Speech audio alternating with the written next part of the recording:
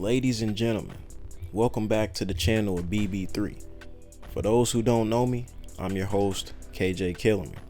With college football 25 and Madden 25 coming to an end, it's about that time we do one of the traditions on the channel where we honor BB3's classic movies of the game throughout the year. This will be a full movie marathon on all of the stars that will be featured in Madden 26 and a preview for what's to come in college football 26. We are also on the road to 20K subscribers, so make sure y'all sub up, sit back, and enjoy the vid. It's gonna be a long one. We will start off this movie marathon with no other than wideout Isaac Ferrari. Now Isaac ended up getting the most viewed video on college football 25 with 70K. He started out at Buffalo and one transfer ended up changing his life. Without further ado, let's get to it. College football. One of the best things there is in America. When you think of it, you think of sold out crowds, student sections, crazy stadiums, and some of the best football games you'll ever see in your life. Now with college football, you got a lot of special players. Now, some of these players are just game managers, but then you got those players who are playmakers. I would consider myself one of those playmakers, but it didn't start out that way. I started off my college career by committing to the University of Buffalo, and I'm gonna be honest with y'all, I was just a young receiver trying to find his way. I didn't have a lot of crazy offers, but Buffalo just seemed like it could be a place where I could go and develop. So I took the chance. It was far away from home, but my dream was to make it to the league. So I was willing to do anything and everything to make that happen. Now Buffalo wasn't super big, but hey man, that's the beauty of college football. We had so many fans out there, it was sounding like we was bigger than we was. I mean, you could feel the energy throughout the whole stadium. Running out the tunnel, seeing the fans cheer you on for the first game of the season, man, it was a feeling like no other. But this story isn't all sunshine and roses. When I first started out, I wasn't even the number one option. I mean, I was just looking to work my way up in the rotation when opportunities presented themselves. But I did perform well in practice, so coach already knew that I had game. Now it was just only a matter of what can I do in the game. I still remember that first game of the season versus FCS East like it was yesterday. I mean, I had so much nerves, so many different things going on in my mind, but I knew I had to go out there and focus on playing. It was a new experience. You see, high school football didn't feel like that. Out there, I was the man. I already knew I was going to get my targets. I basically already knew how the game was going to go, even when we was playing against some of the top teams in the world. So I guess it's safe to say, if I wanted to reach my goal of making it to the league, hey, I was going to have to put in some serious work. Now this game was tightly contested throughout the first 3 quarters. I mean, both teams was firing on all cylinders and doing what they needed to do. But in the end, it was us who ended up getting the dub. And my first ever college game was a win. No better way to start the season. After that, coach ended up giving me the opportunity to battle for that number 1 wide receiver spot. So you already know I wanted to come in there and show what I could do. Now some of the drills were completely different than drills I was used to. But hey, I just prayed about it, went in there, and gave it all I had. Man, they had this one drill where they was chasing me around the whole field. Man, I felt like Chip Skylark in that My Shiny Teeth and Me video. But in the end, I ended up winning the battle. And next thing you know, I was wide receiver 1. And it was at the perfect time too, because our next game was a big one against the University of Missouri. Now this school, it was definitely high on the radar in the SEC. And we already knew coming into this game, it's a chance we can get blown out, but we gonna come give it everything we got. And on the very first play of the game, I ended up getting 2 clutch blocks that would free up our quarterback to take that thing all the way to the crib. Man, and just like that, we were the first ones to put 7 on the board. And the team got crazy hype after that. But we had to remember, hey, we going against a team that's really good. And then next thing you know, they had us at the 1 yard line, and them boys got a safety.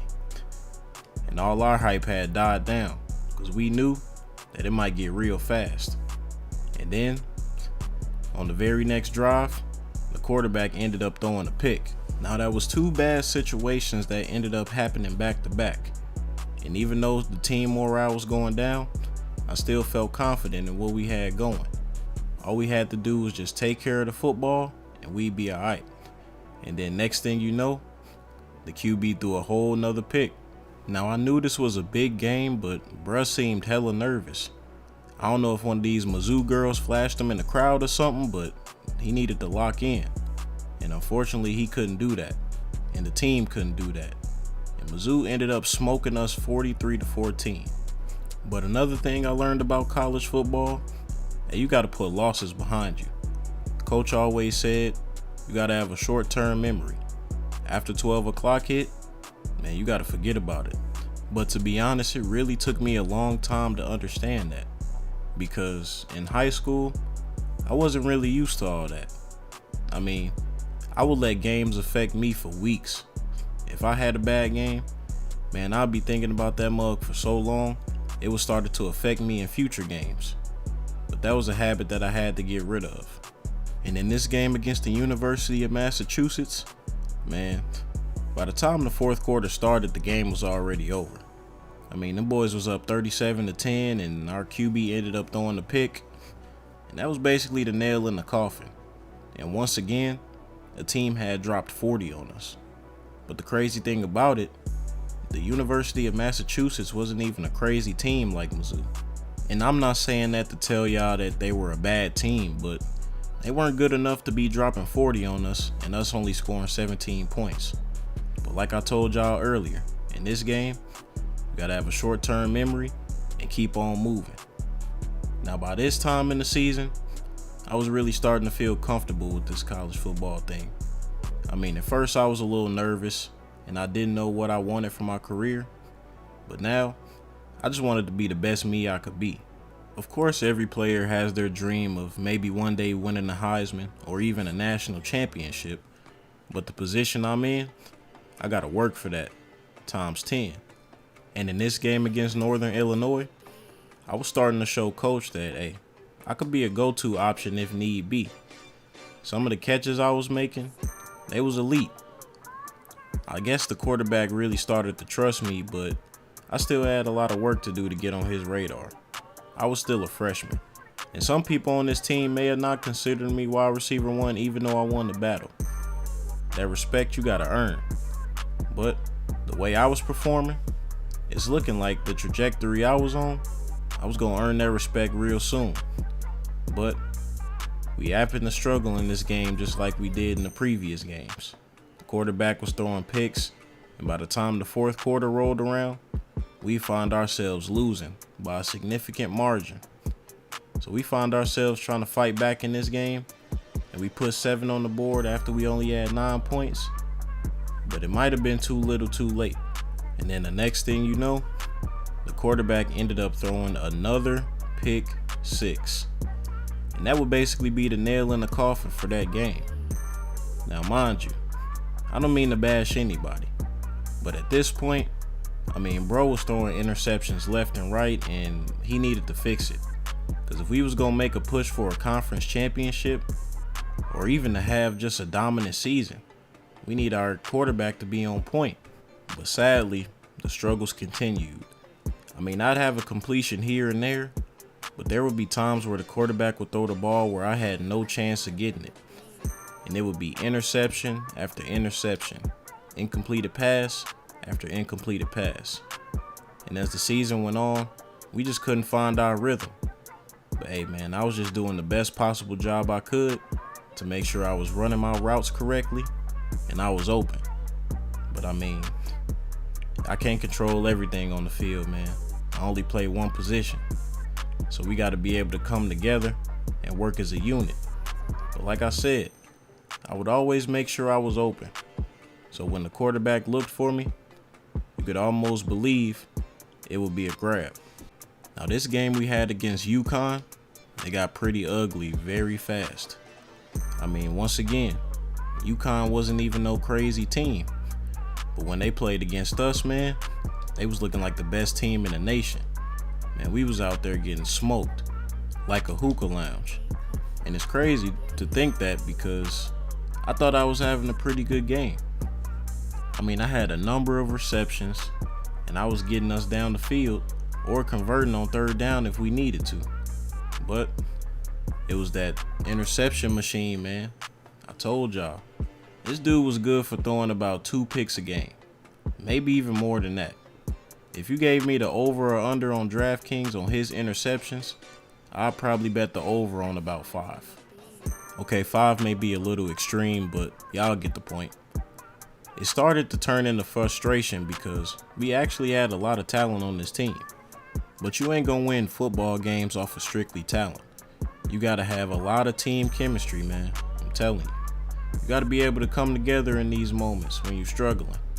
And that's what I was hoping we could do because teams was making it look too easy against us.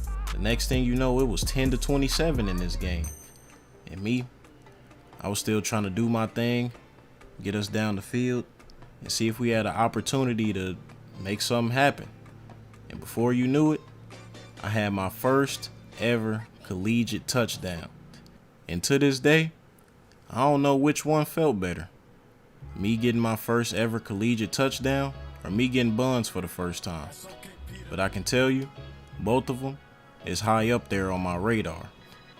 Season went on and then we ended up meeting Ball State University. Now, we was taking L's left and right, so coming into every single game, I just wanted to showcase my talent, but also help us win. I'm definitely a team player, but I felt like I was one of the best options, if not the best option on our defense. I mean, I won that wide receiver 1 battle for a reason, but we also did have a decent running back. I mean, he would do his job in games. I didn't feel like he was more productive than me though. But I mean, hey, I'm not here to tell y'all who better. I'm here to tell y'all about how we was getting smacked every single game. And this game against Ball State was no different. But the thing that was different, I ended up breaking off for a huge run. And it came off a screenplay. Now the way our offense will operate, sometimes we couldn't always go to the deep route. So I decided, why don't I just become a master at the short routes and the screens? And all in all, it ended up working.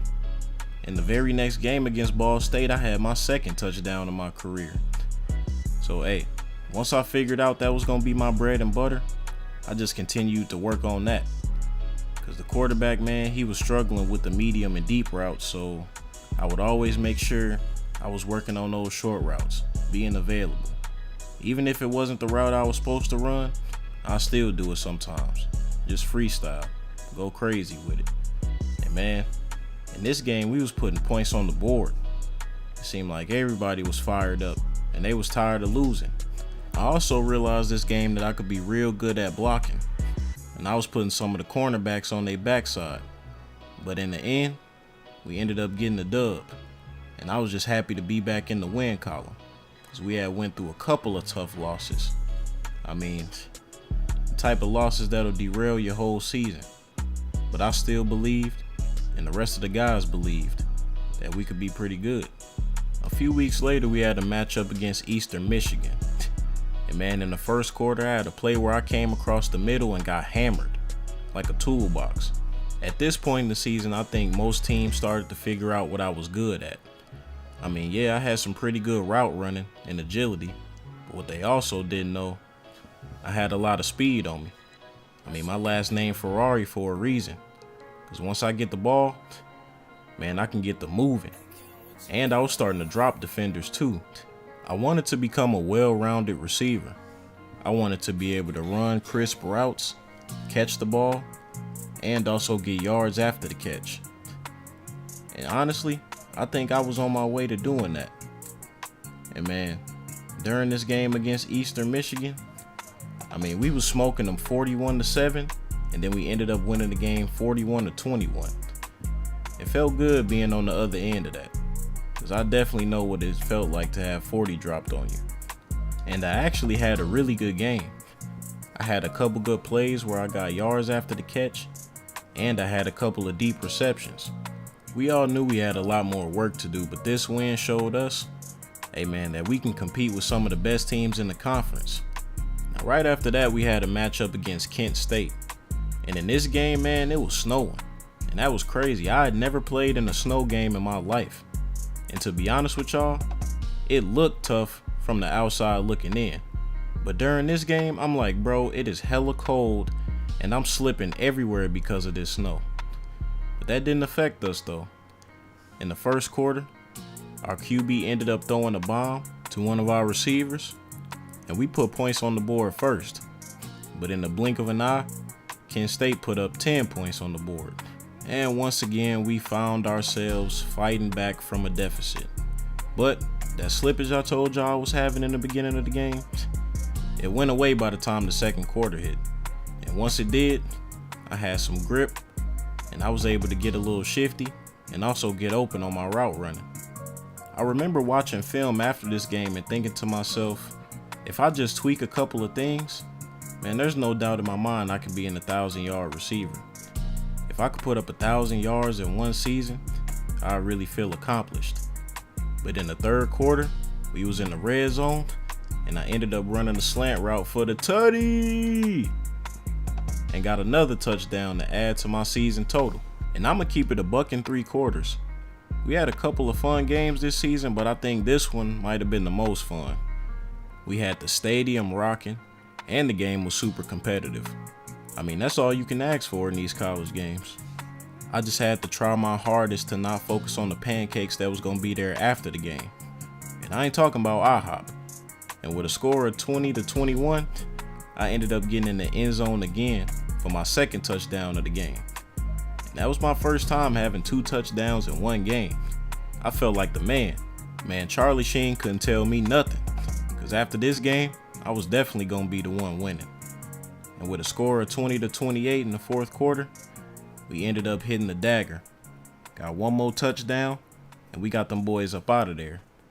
In that game, it will wrap up my freshman season.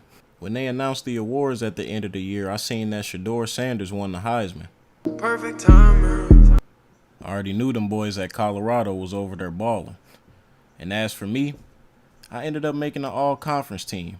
And for the year, I had 500 yards and 4 touchdowns, and plenty of room for improvement.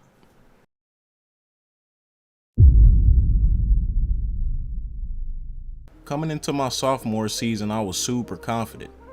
I felt like in the offseason, I put in a lot of work, and this year, I could potentially get 1,000 yards.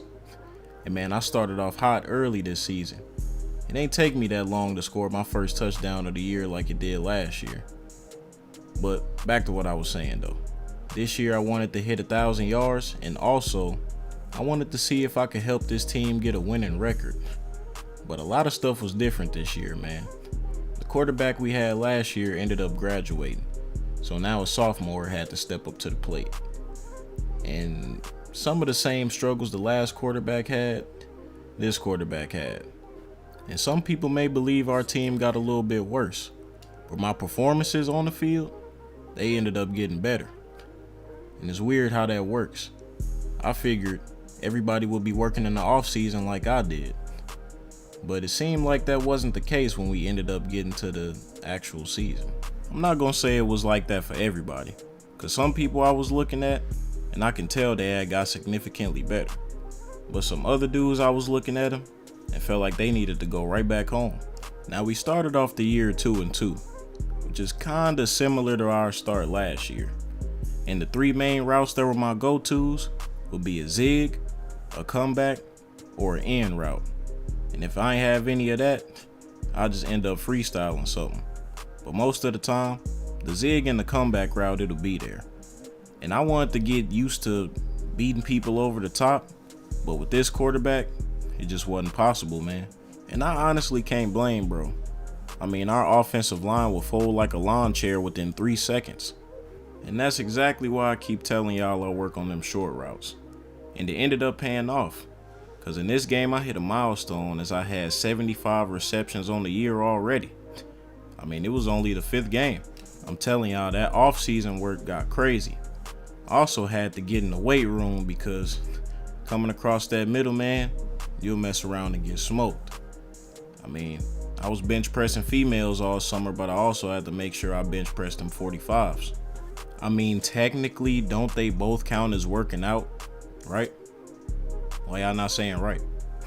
But anyway, this was my 2nd time playing against Northern Illinois. And I know we could actually beat these dudes by a lot, but man, the quarterback ended up throwing a pick and they ended up taking the lead 13-10.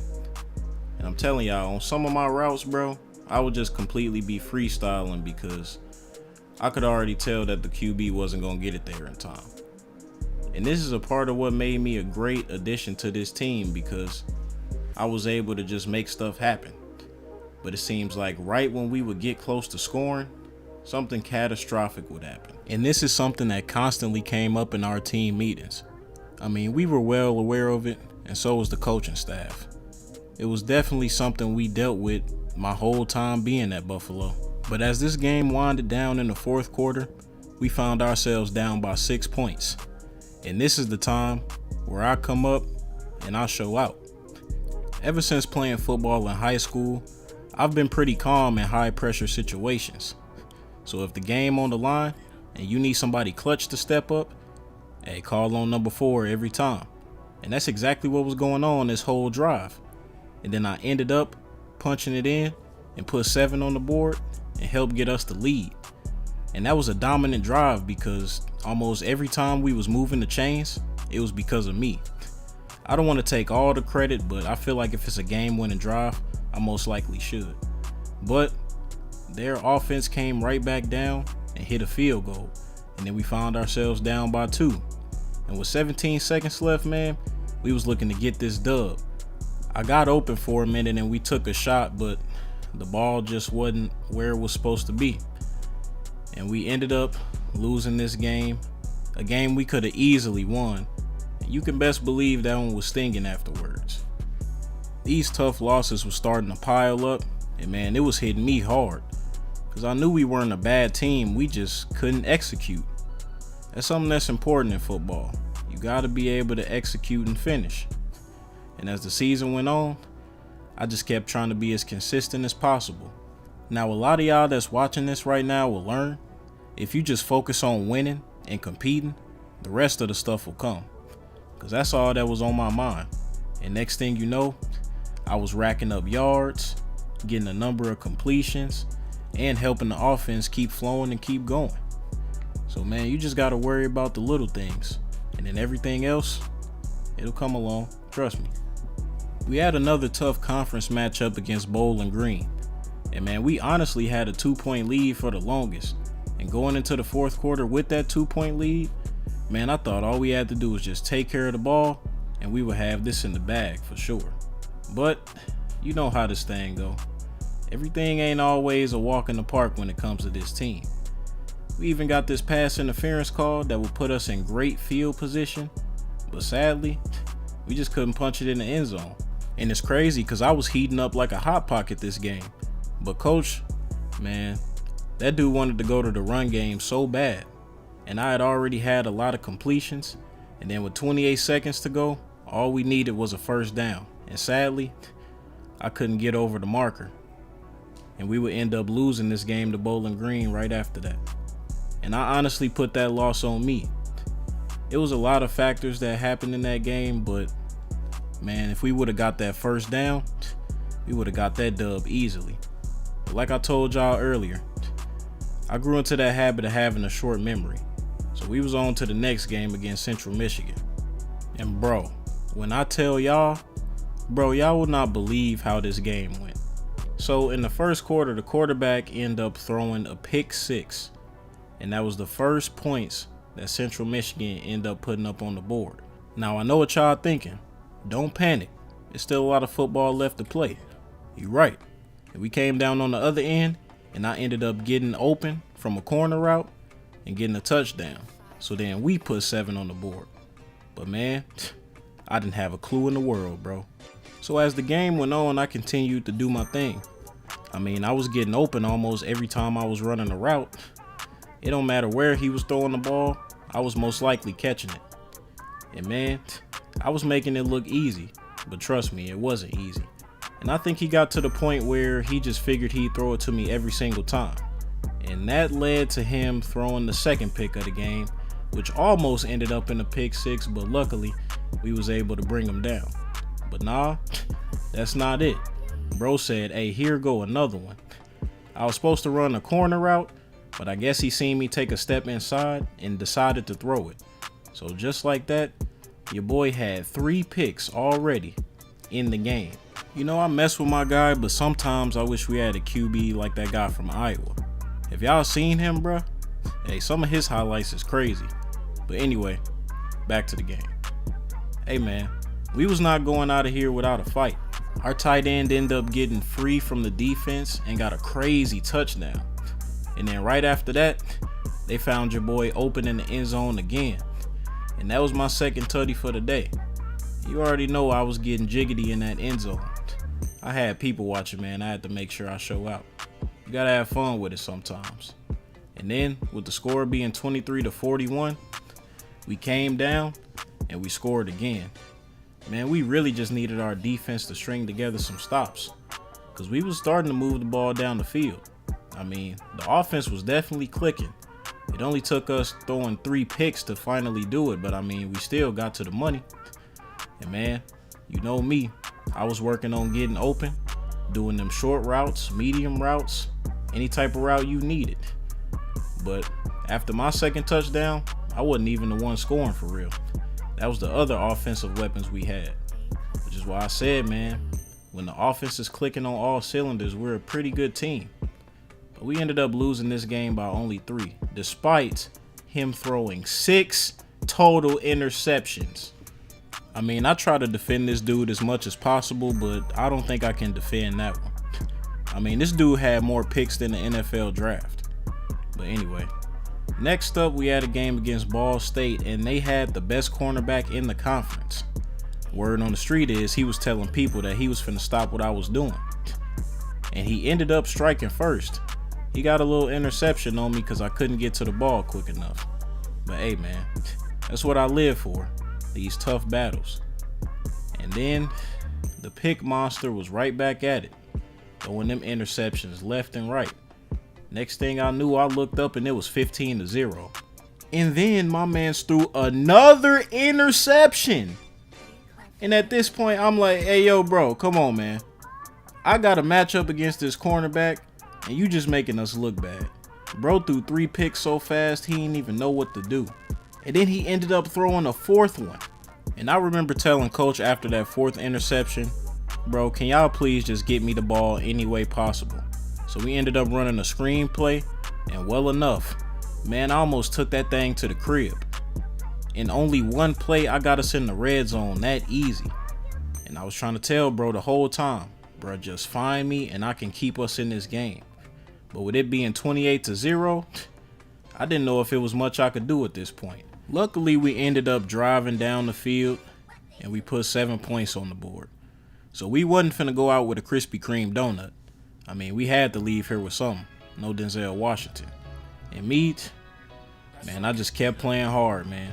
I knew this game was probably over, but hey, never say never. We ended up running a hurry-up offense right after I got a big gain, and I low-key wanted to keep it going on that drive. I mean, they supposedly had the best cornerback in the conference, but I was making it look kind of easy. Sadly, the multiple interceptions was distracting everybody from that. I even got a touchdown called back on me because they thought I wasn't all the way in the end zone. But luckily on the next play, I got it right back. And I had a touchdown on that boy head. So I had to do the head tapping baby celebration after that. I mean, you supposed to be the best. We was losing though, so I figured it was a little foolish to celebrate right there. But then I came back down and got another touchdown on him. And I'm like, all right, now I can do whatever I want. Because I got 2 tutties on your head, a whole bunch of yards. And yeah, you're not the best, bro. I'm the best in the conference, maybe one of the best in the world. And sadly, we lost to Ball State by 10 points. And once again, the turnover monster, that's what killed us, bro. But after that performance, 146 yards with 2 touchdowns on the best cornerback supposedly in the conference, hey, I got player of the week. But to be honest, I was only happy about it for about 5 seconds. I mean, can't y'all understand my pain, bro? At this point in the season, we only had 2 wins. We was really doing worse than last season. And I thought this year we was finna make a jump because I worked so hard in the offseason to get better. But it was just like, man, we could never click. And I forgot to tell y'all I was actually going so crazy that I was approaching 1,000 yards for the season, which is one of my goals that I had set after my first year. But then I was just thinking to myself, man, can I really count this season as an accomplishment? I mean, yeah, I set out to get 1,000 yards, but we be losing, bro. Think about some of the best athletes that have played sports across the world that be on a losing team. Most people don't respect them like that. So winning was definitely important to me. I mean, yeah, self-accolades is cool, but at the end of the day, what are we playing sports for if you ain't trying to win? And man, I was honestly giving it everything I had at Buffalo. But was Buffalo giving me everything they had? Don't get me wrong, this girl on the volleyball team was definitely giving me everything she had. And a little bit more at that. Maybe too much. Maybe I shouldn't be telling y'all this stuff. But I do need to tell y'all, this game was the last game of the season, and it was definitely a nerve-wracking one at that. I mean, it started off as these boys having an early lead, and then we had a costly fumble, man. And I'm gonna be honest with y'all, after that fumble, a lot of the team thought it was over. Man, they was already giving up. But there was still a few guys on the team who believed we could end up pulling this off. And with the score being 21-7, our running back ended up rushing it in, and he got us the score that we needed. And after that, we just kept on rolling. You know, your boy was getting open and moving them chains down the field. And I actually had 2 major head taps on this drive. One of them came on this 1st and 10, and a lot of people don't know how I made that catch. Man, I don't know how I made it either, but hey, we move. And then there was this one where they moved me to the other side of the field, and I basically caught it right over Buddy. Talk about getting mossed. We then found ourselves in the red zone again, 2nd and goal. Our running back tried to punch it in, but the defense definitely made a stand. But you know who ain't gonna make a stand? That cornerback. Routed him up and got the tutty. And man, we was right back in this game. And after that touchdown, man, everything changed. The offense was back locked in like how we are when we're at our best. And when that happens, we can match up with anybody. The only problem is when it happens, we already be down. And our running back ended up going on an insane rush and taking it all the way to the crib. And just like I was telling y'all, when we fully focused and we clicking on all cylinders, man, nobody can mess with us. We found ourselves on a crucial drive with only about 40 seconds left to go. And really, all we needed was a touchdown to win the game. And our quarterback ended up coming in clutch to find one of our receivers, and we ended up icing the game. Now, man, this season definitely was what it was, but I'm just happy we got to end the season out on a W.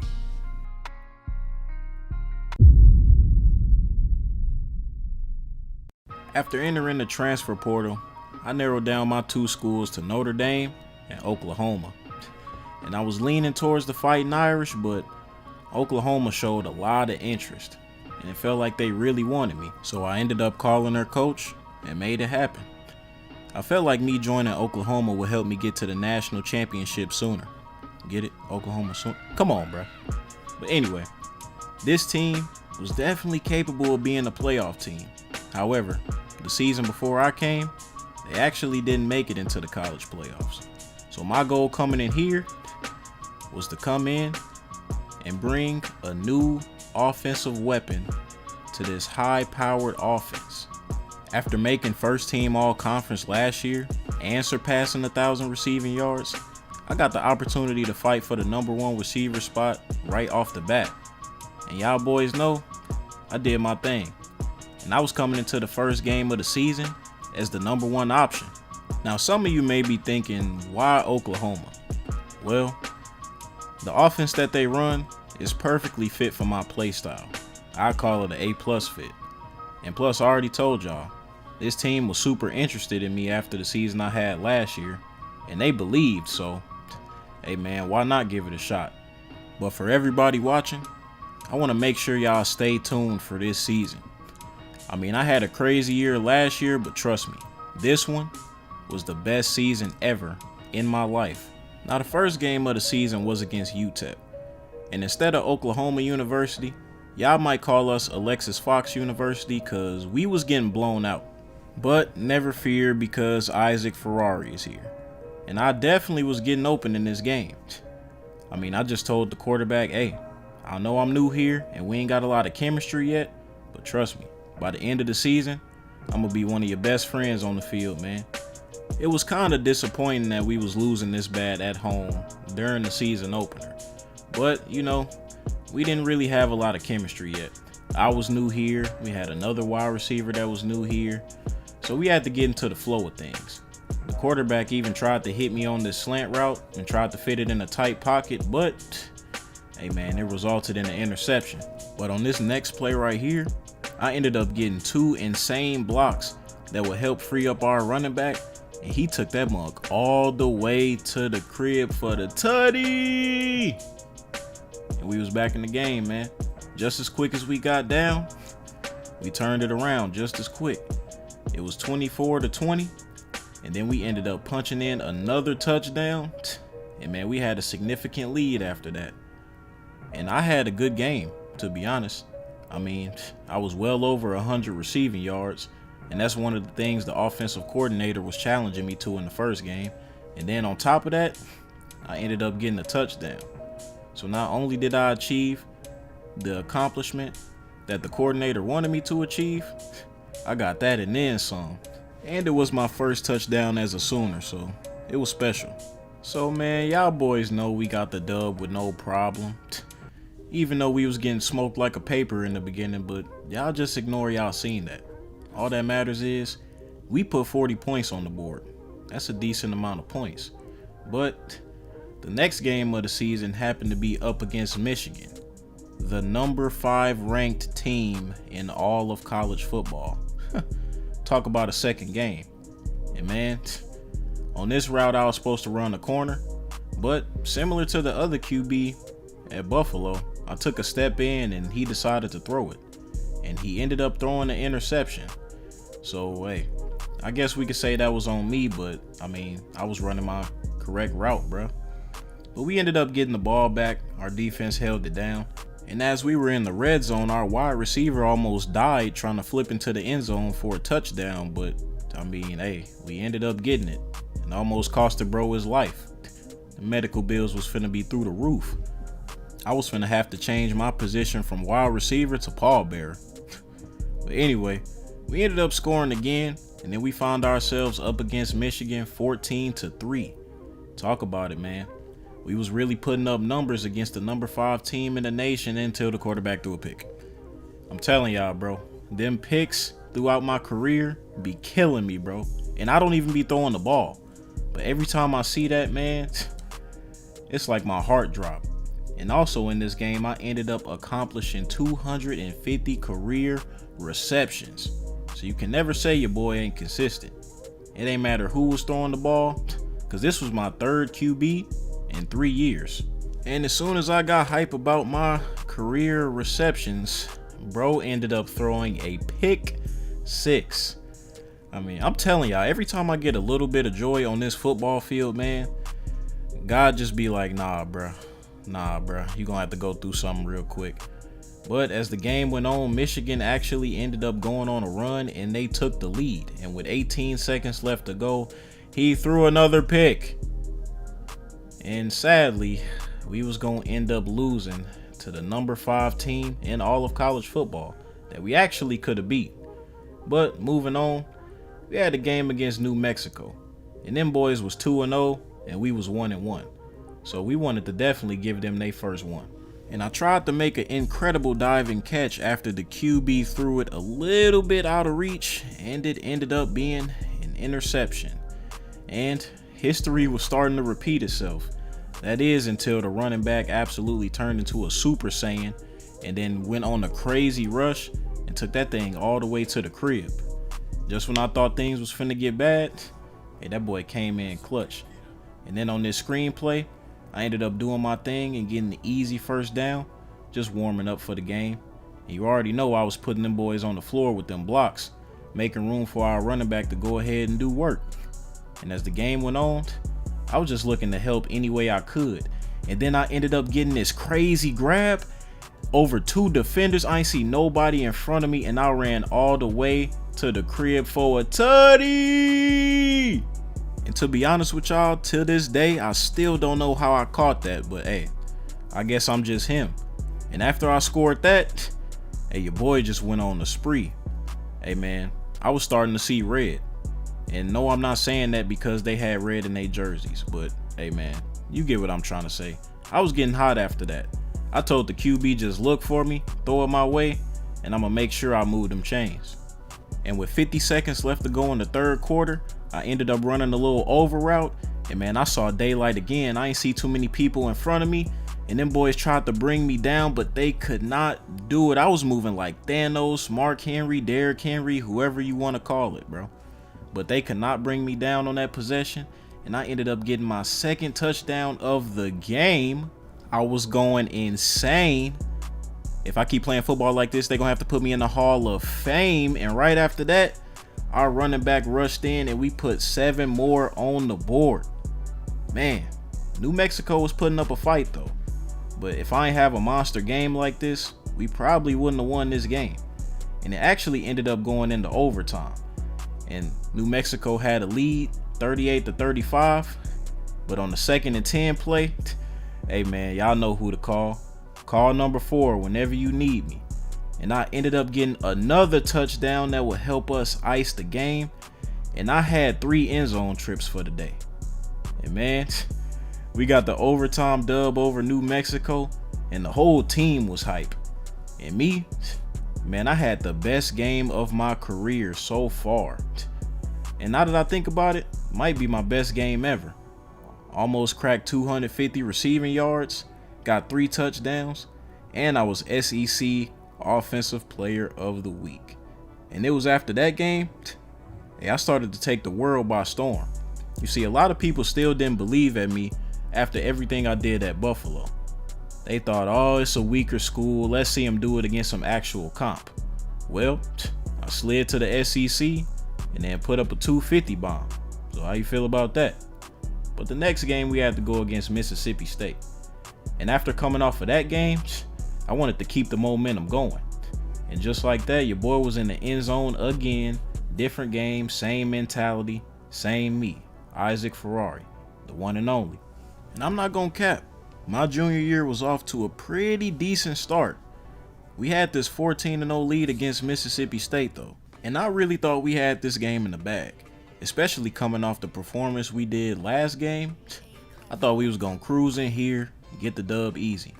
But if it's one thing I learned about college football, man, the game is never over until that clock hits 0. I'm telling you, teams could fight back from any score. It's a fast-paced game, and anything is possible. So you just got to expect the unexpected, and you got to keep going hard until the game is over.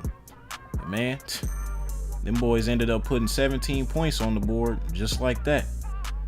And then, on top of that, pick 6. As if we didn't need anything else bad to happen this game. But just like I told y'all a couple minutes ago, whenever you call me, I'm gonna be there. And it was on this specific drive where I started to heat up. I started off getting the big game, and then next thing you know, I got another big game right after that. And after that reception, all that was on my mind was the end zone. And y'all already know, I was right there where I said I was gonna be. Had another touchdown for this game, and it was my second. And that was 5 touchdowns in the past 2 games already. Your boy was starting to solidify himself as one of the best receivers in the world. But we still had a task in hand. We had to finish this game. And with a 35-25 lead, There was still a lot of football left to be played, but we ended up finding ourselves in the red zone again, and our running back did his thing and put 7 more points on the board. And for some odd reason, the damn LSU mascot decided to pull up to this game and his team ain't even here. That was probably the most head-scratching moment I've ever had in my life. But on the other hand, your boy got another touchdown and I had 3 on the day. So that was back-to-back 3 touchdown performances. So hey, you can best believe people starting to take me serious now. So much that I was starting to get doubled, sometimes even tripled. So this was the perfect opportunity for some of the other receivers to shine.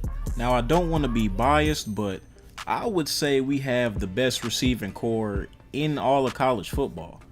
I mean, we had a good room on this team, even with the tight ends too.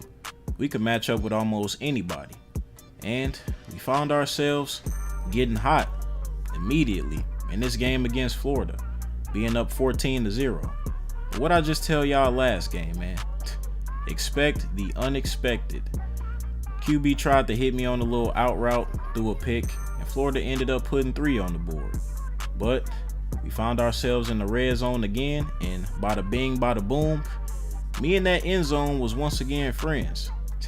Man, I was seeing the end zone more than my girl. It was crazy. Y'all already know I'm capping though. I see her every night. Too much. Somebody send help, please. But we still got a football game to play, and our QB threw a pick that would end up being a pick 6. And this dude had a couple of pick 6s on the year, so I was getting a little concerned. If we wanted to make a push for the college playoffs, man, we got to clean that up.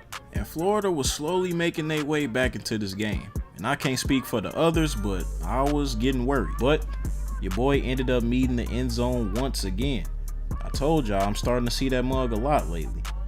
That was about 8 touchdowns in the last 3 games. And right when I thought we was finna take off, tried to run a little comeback route that ended up being another pick 6.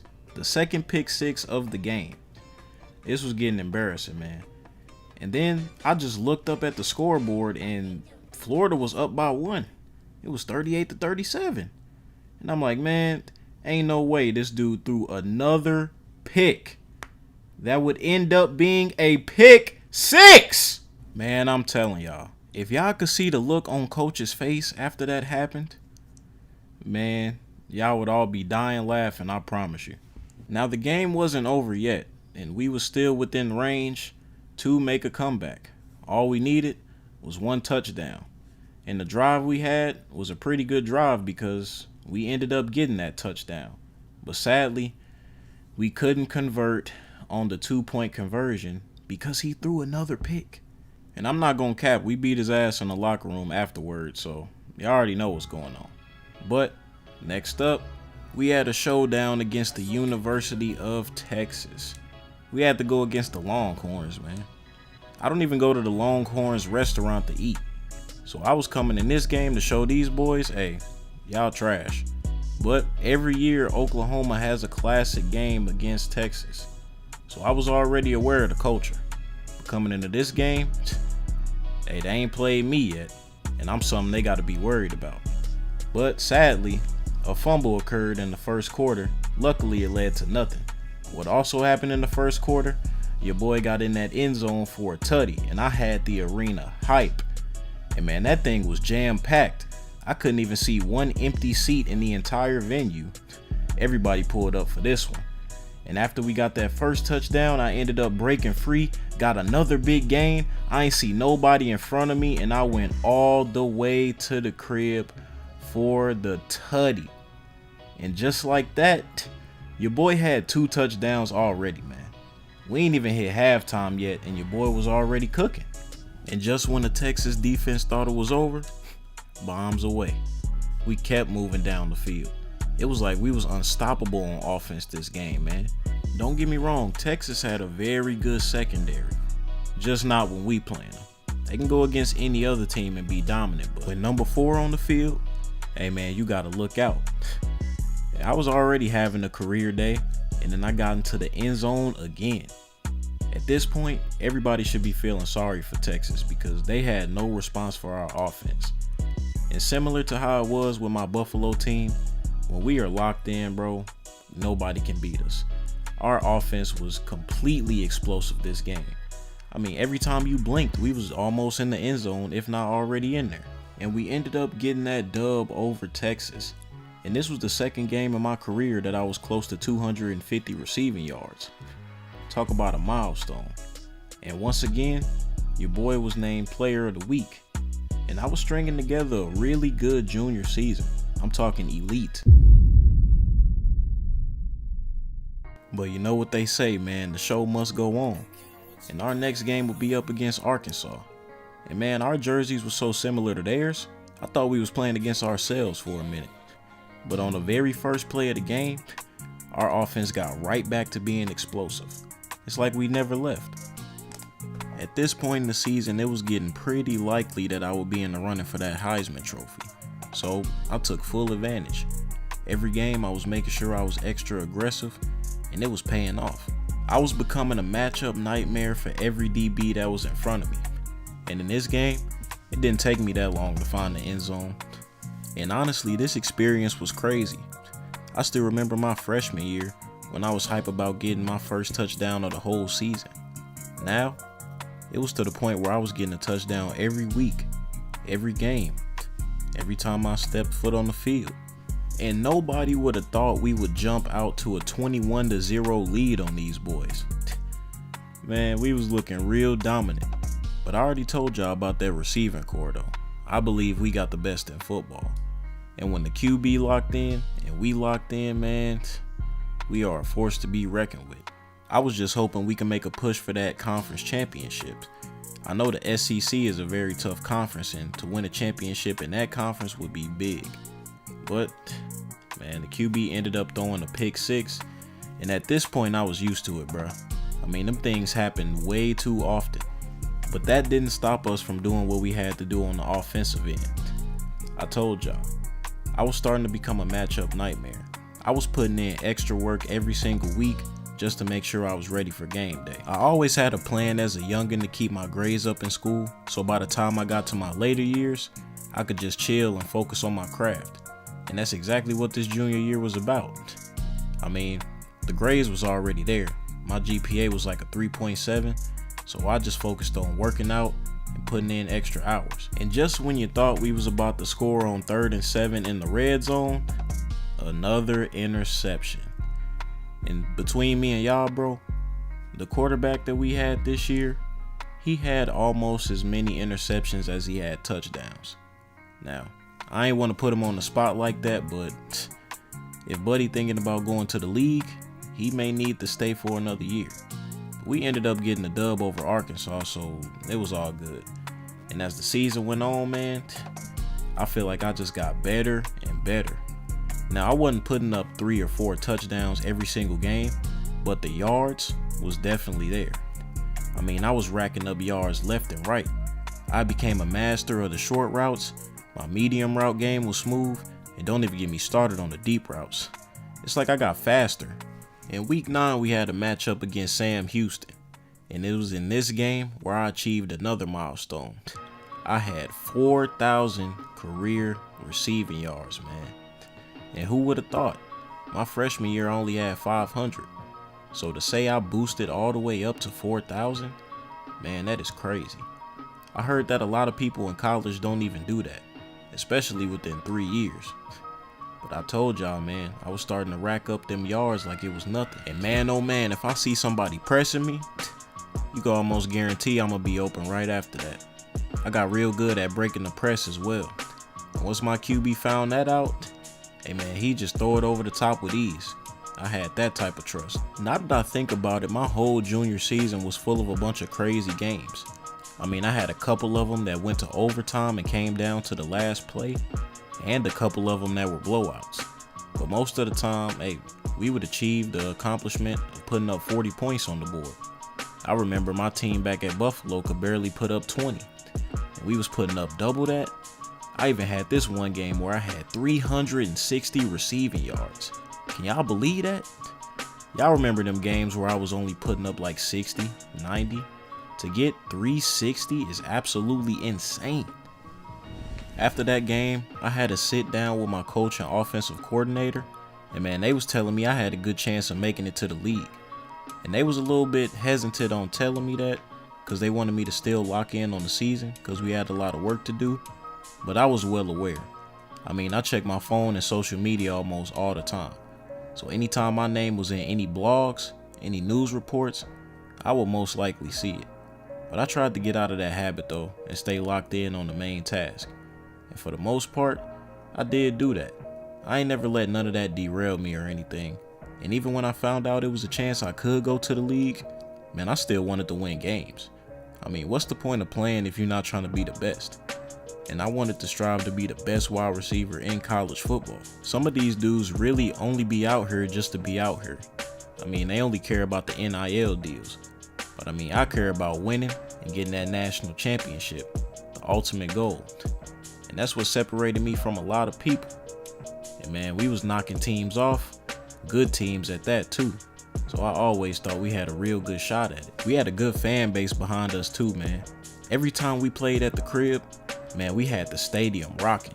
Even on away games, our fans would travel to those, and we still hear the noise from our fans. It's good to have a good fan base behind you, because that just make you play even better. And they stayed with us the entire way throughout the season. We faced a lot of good teams in the SEC, but eventually, we had to play the juggernaut that had never lost, and that would be no other than the University of Georgia.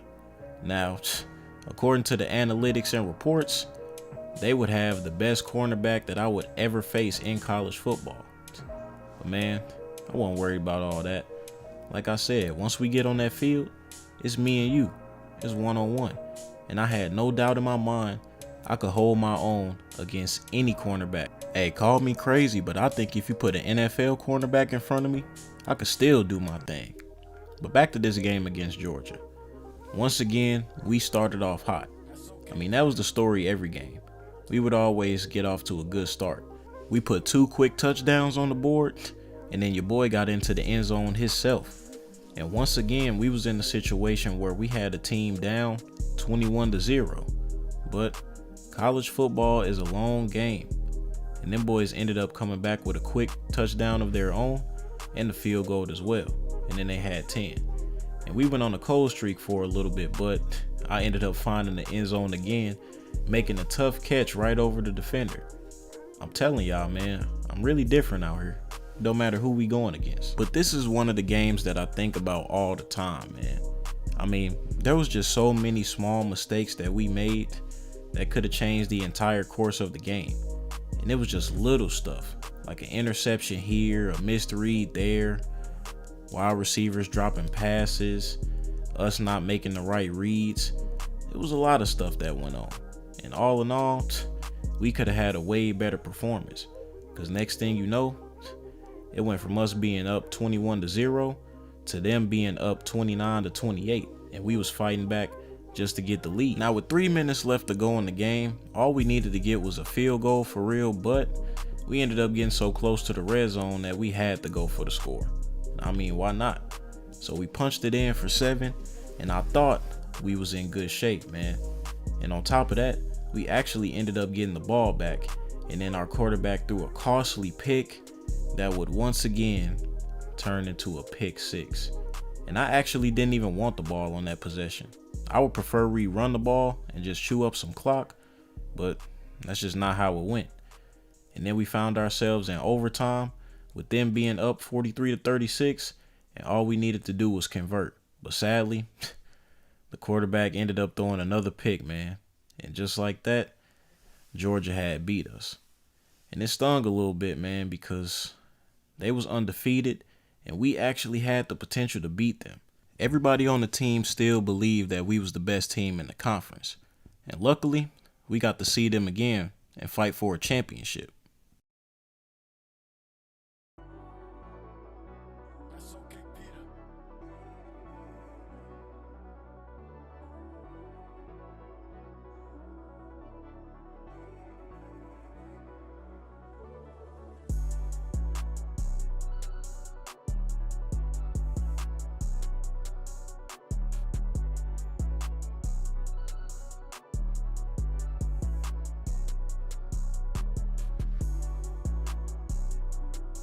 You must be out of your mind if you think I wasn't locked in and ready for game time. From the moment the first snap happened, man, something clicked. I was focused. I wanted my get back for sure. We should have beat these boys the first time. And coming into this game, man, we all knew that. And I was getting off to a good start, per usual. They calling this dude the best cornerback in college football, but I was still able to do whatever I wanted. And I actually ended up being the first one to score this time, and I put 7 on the board real quick. Tie game. And man, the onslaught continued. After that first touchdown, everything started to click, and our QB was actually playing great. You would think his morale would be down after that last game we had against Georgia, throwing 2 costly picks, but man, he came in here fully focused, and that's what I like to see. He was actually finding me on my zig routes, and that was part of the reason why I was able to get 2 quick touchdowns. I really think Georgia was sleeping on us this game. I figured that they thought since they beat us already, beating us a second time would be easy, but man, they just didn't know all we had was redemption on our mind. I also forgot to mention that I took a peek at my draft projection before this game, and it was a little bit lower than what I actually thought, so that just put an extra chip on my shoulder. And let me tell you, after this game, it definitely had to go up. I mean, on this play, the DB just completely wasn't ready, and I was just completely treating these dudes like little boys on this run. And I ended up going all the way into the end zone and getting that tutty. And man, it wasn't my first time being in the end zone today, so you know I had to show out. We found ourselves being up 42-14, and I took a big hit. Definitely left a stinger, but it was all worth it in the end, because we dropped 56 on Georgia head, and we was SEC champions, the leaders, the rulers of the conference. And I had about almost 300 yards with 4 tutties. Couldn't ask for a better championship game.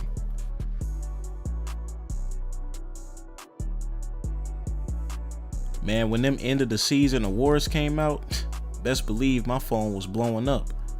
Not only did I win Player of the Year, but your boy ended up securing that Heisman. Man, I had 30 touchdowns on the season, and I was close to almost 3,000 yards. They gave me the Best Receiver award, and the awards just kept piling on. All-American, All-SEC. I was really blessed to be in this position, and everybody remember where I started. And finishing the season with a 10-3 record wasn't too bad. Hey man, we did enough to get into the college playoffs, and that was one of the main goals. And as soon as we got there, our focus was that natty. And we had already been dominant against teams, so we just wanted to keep the streak going. And my oh my did it. Man, this offense was locked in like no other. And it's crazy because when the season first started, we didn't even know each other like that.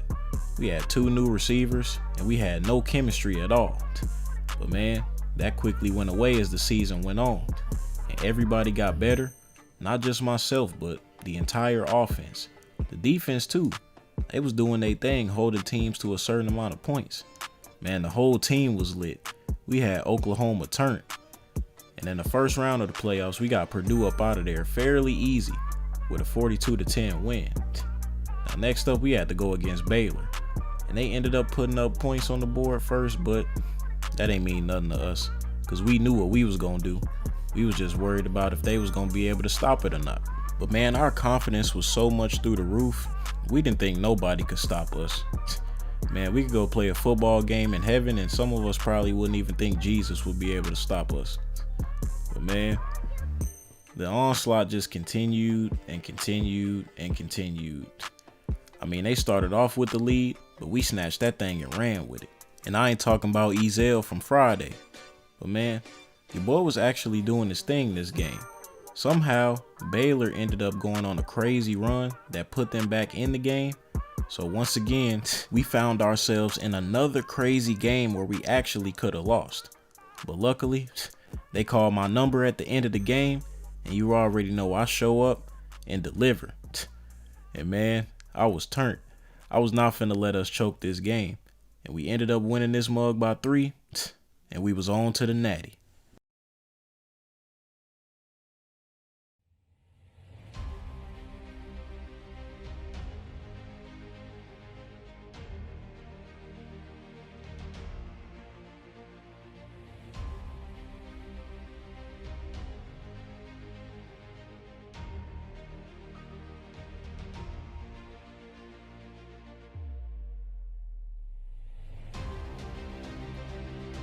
I don't know about y'all, but I was tired of playing against Georgia. I mean, this was the third time in just a few weeks. But of course, who else would we be going up against? I mean, them boys' record said it all. But during this game, we just jumped out to an early lead, and it basically stayed there the whole game. I mean, there was no drama or anything. We just stayed locked in, stayed poised. The offense was connected. I was even treating that cornerback like a little boy. Man, everything was going right for us this game. It's like that one loss against Georgia just woke us up. We never wanted to lose to them boys again. And man, the end of the Cinderella story was just as expected. 38-31. I was gonna walk out as a national champion. And my oh my, we had them Georgia fans in shambles.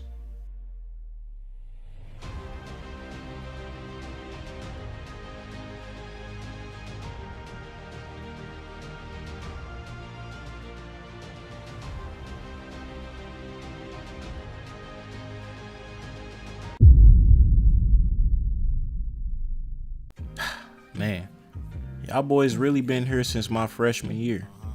And well, I hope y'all gonna follow my journey into the pros. We on to the league. Hey man, that was fire. Shout out to that boy Isaac. We gonna see him in the league. But next up, we gonna keep it going with the wideouts. Now our next movie is on no other than Kayell Sosa. A man who was at the top of the world, but one mistake almost ended his whole career. But in the end, he came out on top. Without further ado, let's get to it. Y'all know what time it is, man. If it's one thing that's popular in America, it's college football. Everybody love that feeling when you wake up on Saturday, maybe even Sunday, and you get hype and ready for them games. And me, I'm here to tell my story. How I got to the top of the world and it almost came crashing down. A lot of people talk about the quarterback position when it comes to football. But another important position they don't talk about is wide receiver. And me, coming into college, I was considered one of the best in the nation. But one mistake almost ended my entire career. But man, before we get to that, I gotta tell y'all how it all started.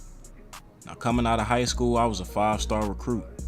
And I had a lot of offers on the table, but I decided to take my talents to Ohio State and be a Buckeye. It was my mom and pop's favorite college, and they actually went there, so I figured, why not continue the family tradition? Man, my pops had me watching Ohio State football since I was little. He was a Bron fan and he knew Bron liked the team too, so every weekend, we'd be tuning to the games. I loved everything about the team, and I'll never forget that surreal feeling when I committed. I was thinking to myself, man, I'm really finna be playing for the Buckeyes, and I'm gonna have a chance to potentially go crazy and make it to the league. A young kid from St. Louis, Missouri, doing big things. When I got on campus, they had me compete for a spot. And I was gonna be a wide receiver too to start off, and I was more than excited.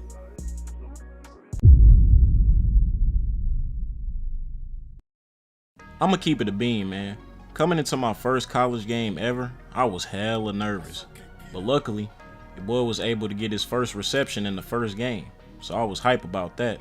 I tried to get another one when I came across the middle, but hey, the linebacker smoked me, I can't even lie to you.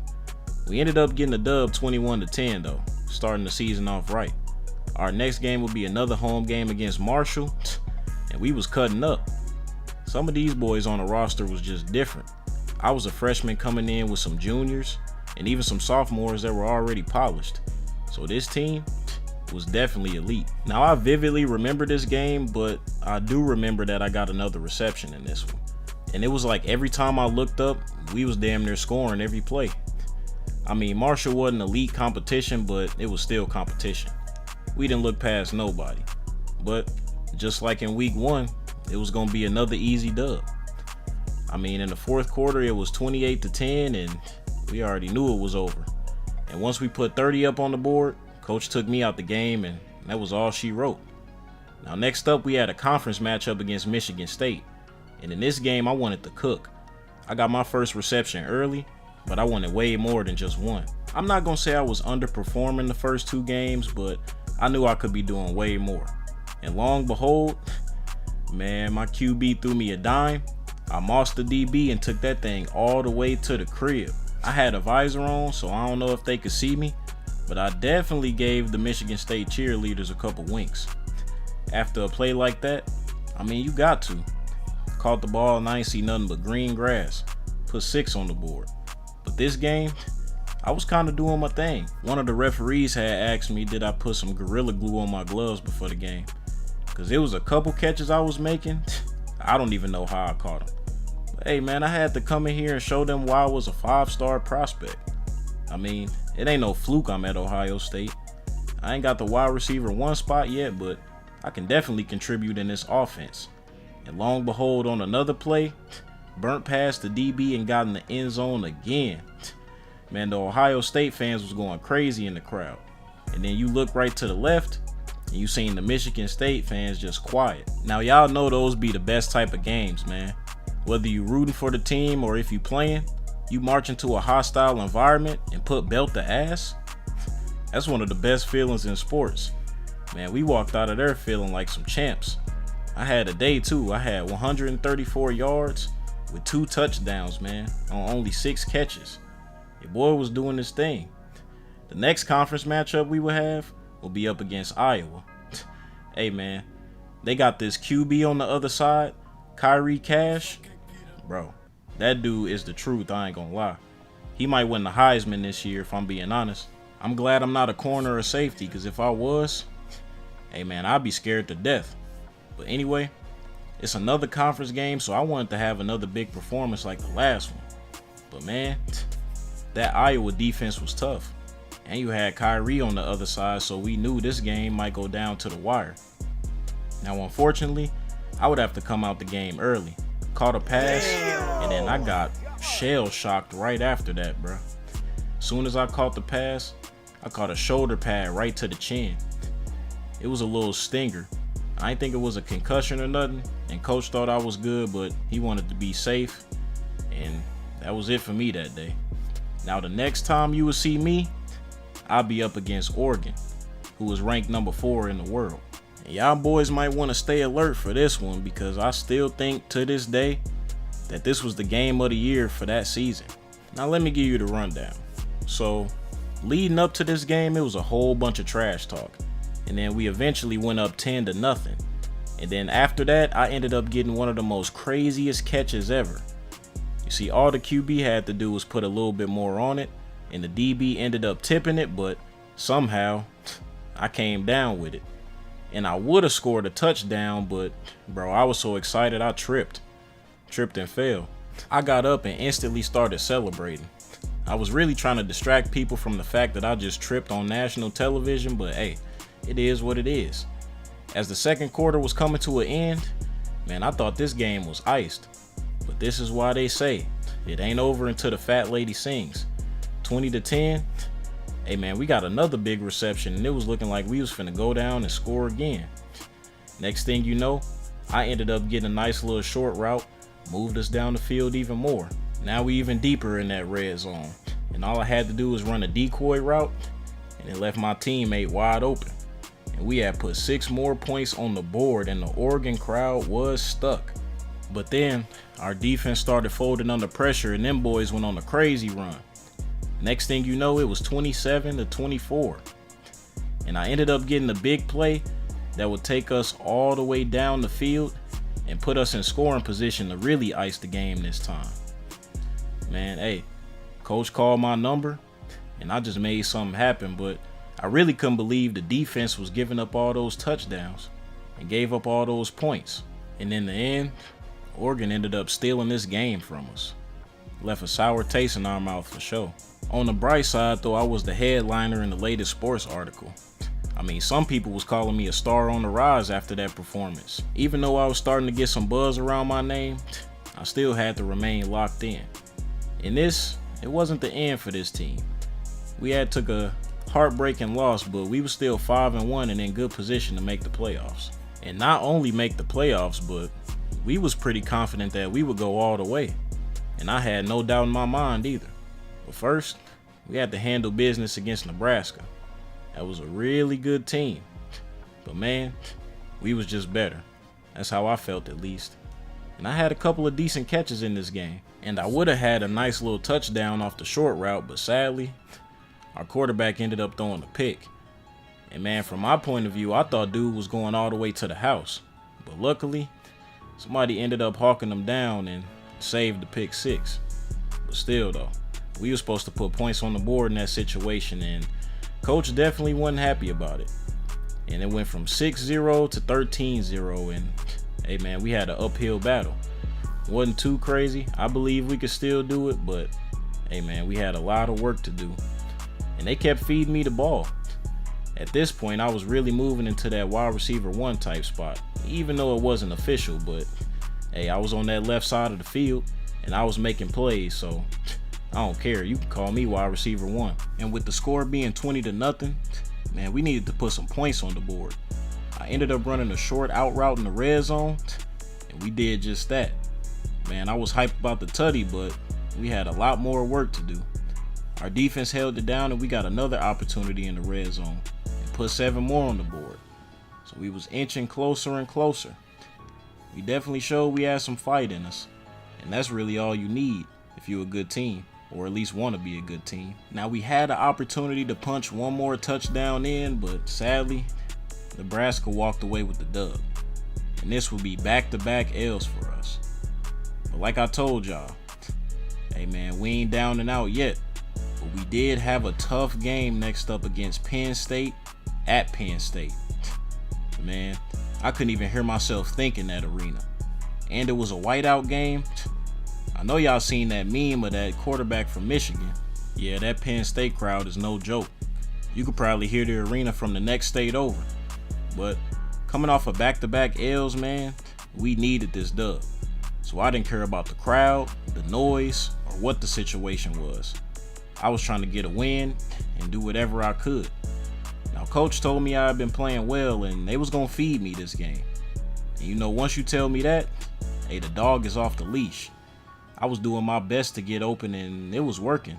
For some reason, I kept finding holes in the defense and I was just moving us downfield. Now, I did have a drop this game that could have been a highlight play. And man, let me tell you, I was pissed about that for a little minute, but I had to have a short memory. Like I said, we was focused on winning, and Penn State wasn't gonna make it no easier. This was really like a rivalry game. Well, it was a rivalry game. And next thing you know, your boy got in the end zone for 6 after running a nice little corner route. Hey man, I was heckling the fans and all that, and I know they couldn't hear me at all because I couldn't even hear myself. Some girl in the crowd even flashed me, bro. I'm telling you, they was doing anything to knock us off our game, but that only turned me into Jordan Poole, but the football edition. I guess we'll just say Justin Jefferson, but after that, I started making some crazy catches and really just acting up. It was a short route I caught, and I ended up breaking off, and I almost took that thing all the way to the crib. Man, that defender came by to tackle me, and I just threw him away like he was a rag doll or something. But we ended up scoring again on that drive, got the ball back, and I basically got a catch that would put us in the red zone and really ice the game. I mean, talk about a defensive matchup. But they defense just ended up folding first. All in all, we had a good game and got the momentum we needed.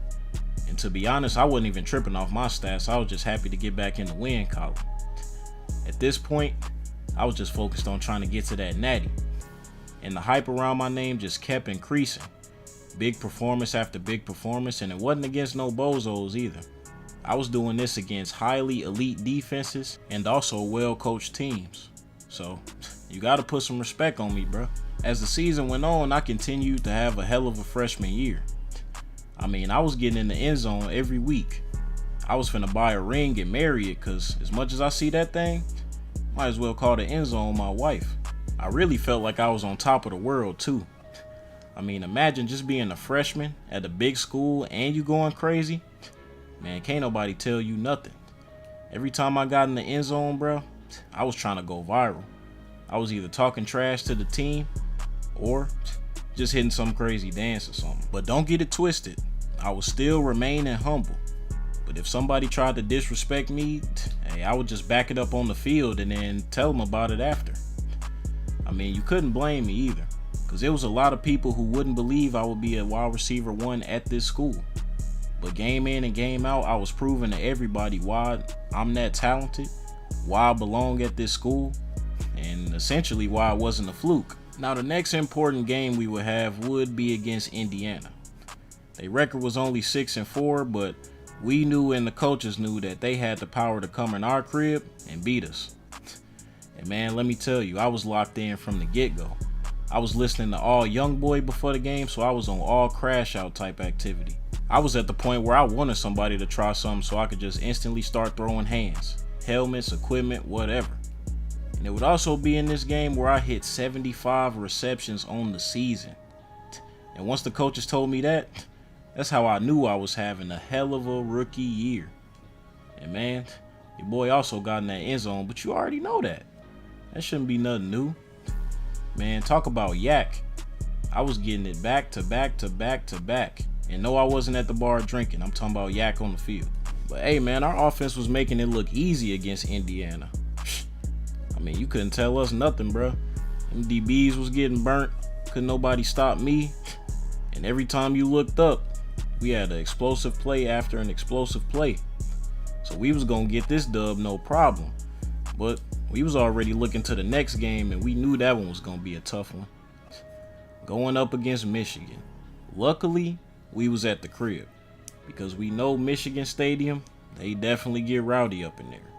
But we had our fans on our side, and we was looking to take the easy dub, and our running game was working tremendously well, which is crazy because we normally be slinging it through the air, but hey, when we get the run game going, this offense is literally unstoppable. We had a couple good backs too.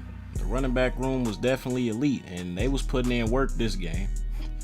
Man, they scored the first 2 touchdowns. The best thing about it though, when the run game is going crazy, a defense will completely forget about the passing game, which means the defense was completely sleeping on me. And I guess they didn't remember the scouting report, because before you know it, your boy was in the end zone and I put the 3rd touchdown of the game on the board. I ain't even celebrate though. I just had to stare down the camera and let them know I'm still here and I'm still him. And man, we had a big lead over Michigan, but then sadly our quarterback would throw a pick, and that boy, hey, it took a couple people to get him down. Yeah, man, that pick leaded to them putting 6 on the board, and next thing you know, it was 10-21. QB tried to hit me on a deep one and then threw another pick. So hey, I told y'all earlier it ain't over till the fat lady sing, and I was getting kind of concerned.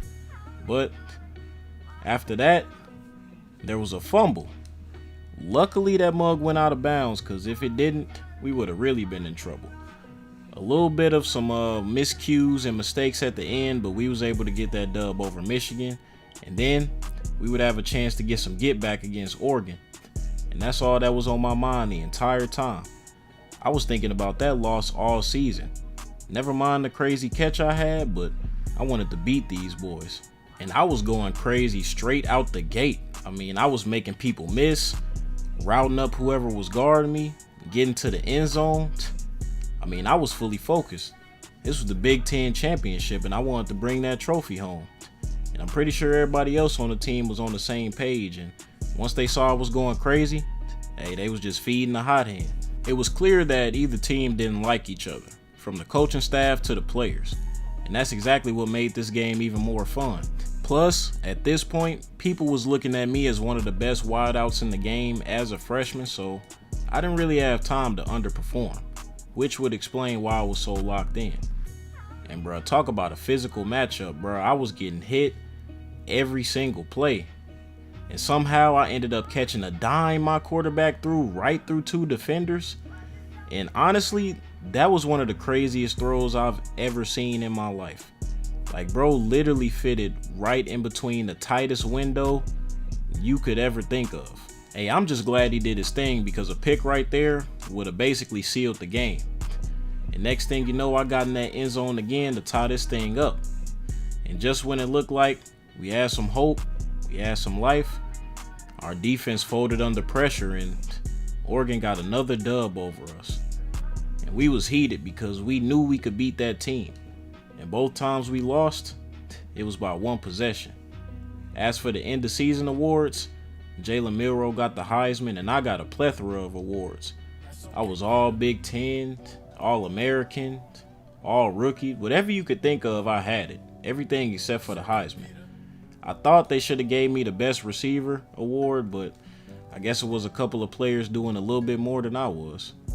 But anyway, we had to see Michigan again, and after that loss against Oregon, you best believe we wanted to come back and respond. And we had just previously beat this Michigan team, but we knew it was still going to be tough. Luckily, we was at home again. I'm just glad we wasn't in a stadium. And man, me and my quarterback just couldn't get on the same page, and that boy had 2 picks already, and it was only the second quarter. Coach had a real talk with him in the locker room and told him he needed to get it together. And me too. And that's exactly how I turned the short route into 6 points. Man, all they drew up was a little zig, and I basically did the rest. Stared down the crowd and everything, and after that, we was just locked in. In the back of our minds, we knew if we won this game, there was a high chance that we was gonna see Oregon again. And you know we wanted to do that. Basically, 2 of our losses this season is because of them, and man, we need our revenge. But once again, your boy was in the end zone, and Michigan really had no answer for me. It was starting to be the same story every week, but I didn't care, bro. I just wanted to win. And once again, we would face Oregon, but this time it's in the playoffs. They ranked the number 1 team in the country, and we got all black on. And you know what that means. Straight funeral service. And after they put 6 on the board, me and the QB ended up connecting for a huge play that I would take all the way to the crib.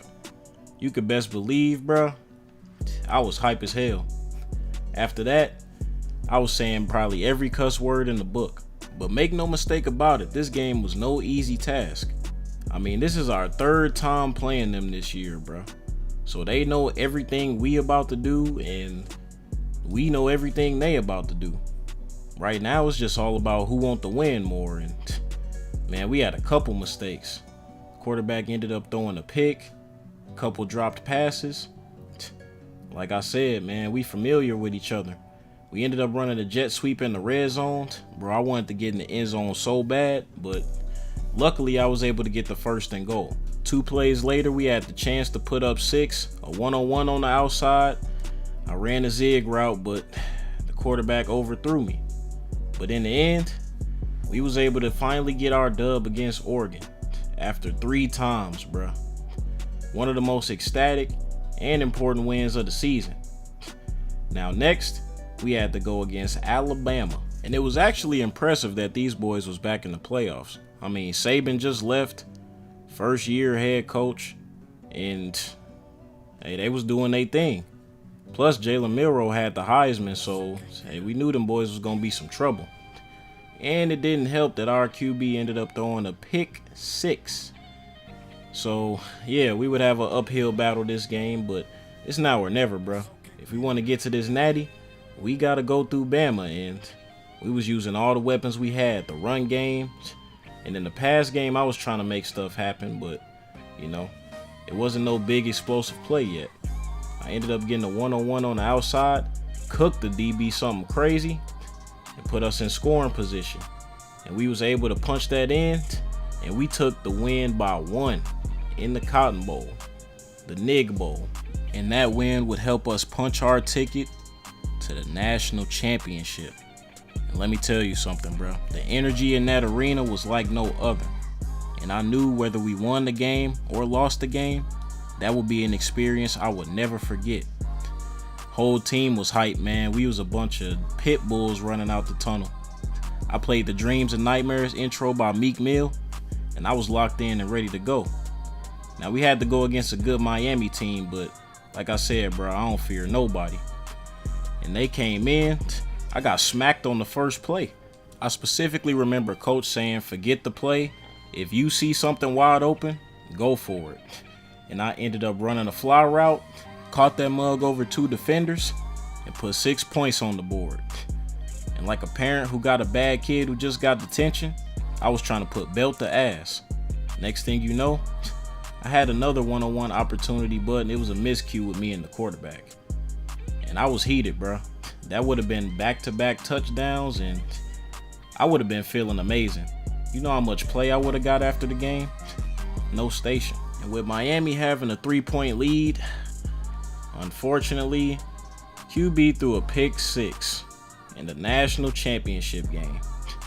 Hey man, I guess the lights was too bright, but hey, we still had some fight in us, and it was only the second quarter, so we was gonna come back and score, and that's exactly what we did. It didn't even take long either. We scored on the first play, so I mean, talk about responding.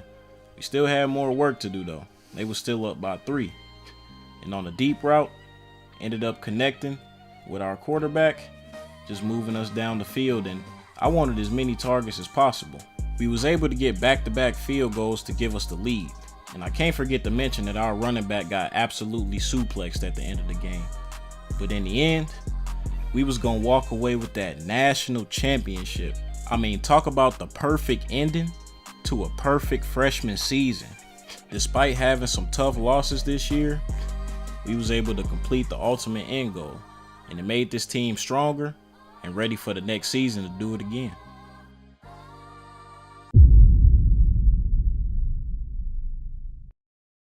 All right.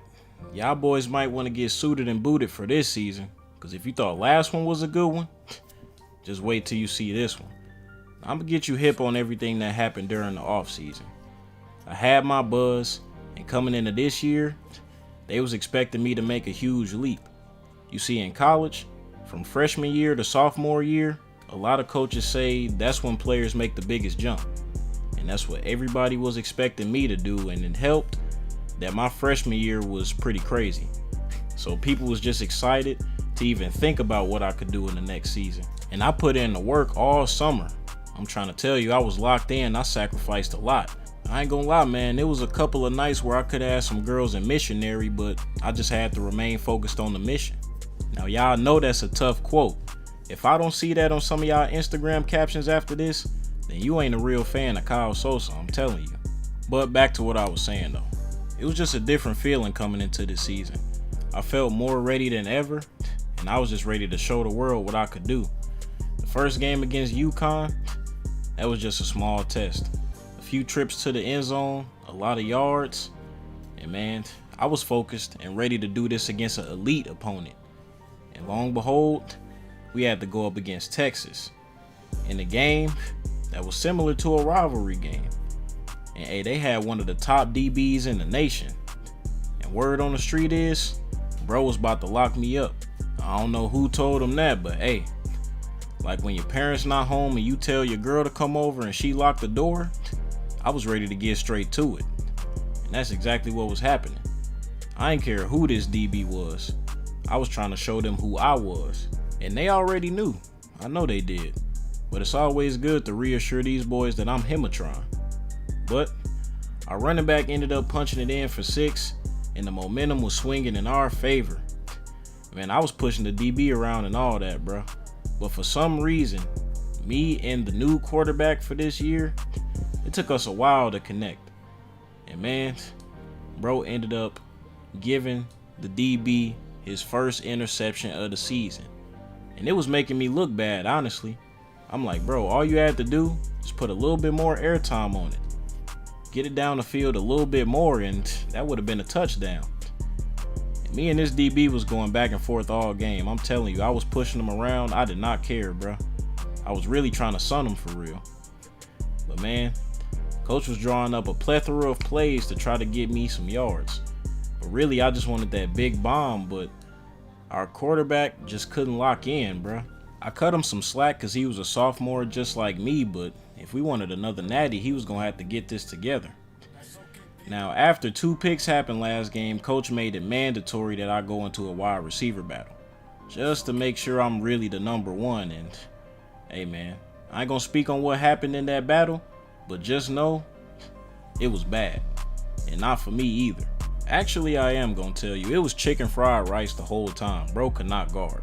I was the clear-cut number one, and it wasn't even close. And we had a good wide receiver room, so me being the clear-cut number one is saying something. That's how you know we was in for a crazy year. But next up, we had Ohio, and we started off the game fumbling. And knowing how this team was last year, bro, one hiccup could turn into a bunch of them. Another thing I worked on in the summertime was my blocking too. I figured I wanted to help the run game out as much as I wanted to get good at running routes and catching the ball. If we can get the run game going like I told y'all last season, we could be unstoppable. And we gonna need the run game going because we got a new quarterback and nothing is promised. So hey, if I gotta get down the field and make some tough pancake blocks, I'ma do it. But this is the year where I started to go crazy and get separation like it was easy. I'm talking about bomb after bomb after bomb. And I got my first one against this Ohio team. But trust me, the speed, the release, I knew it was many more to come. And they just kept leaving me one-on-one outside, so hey, I just kept running the streak. And I told bro, just throw it up. And back to back, I had two of them things. And honestly, coach was telling the offense the same thing. If I get the one-on-one ISO matchup, look my way immediately. And that's exactly what happened again. I wasn't even on the outside this time. I was in the slot, and I still broke away for a touchdown. Man, my speed, it was something crazy, but I had to remember we going against Ohio.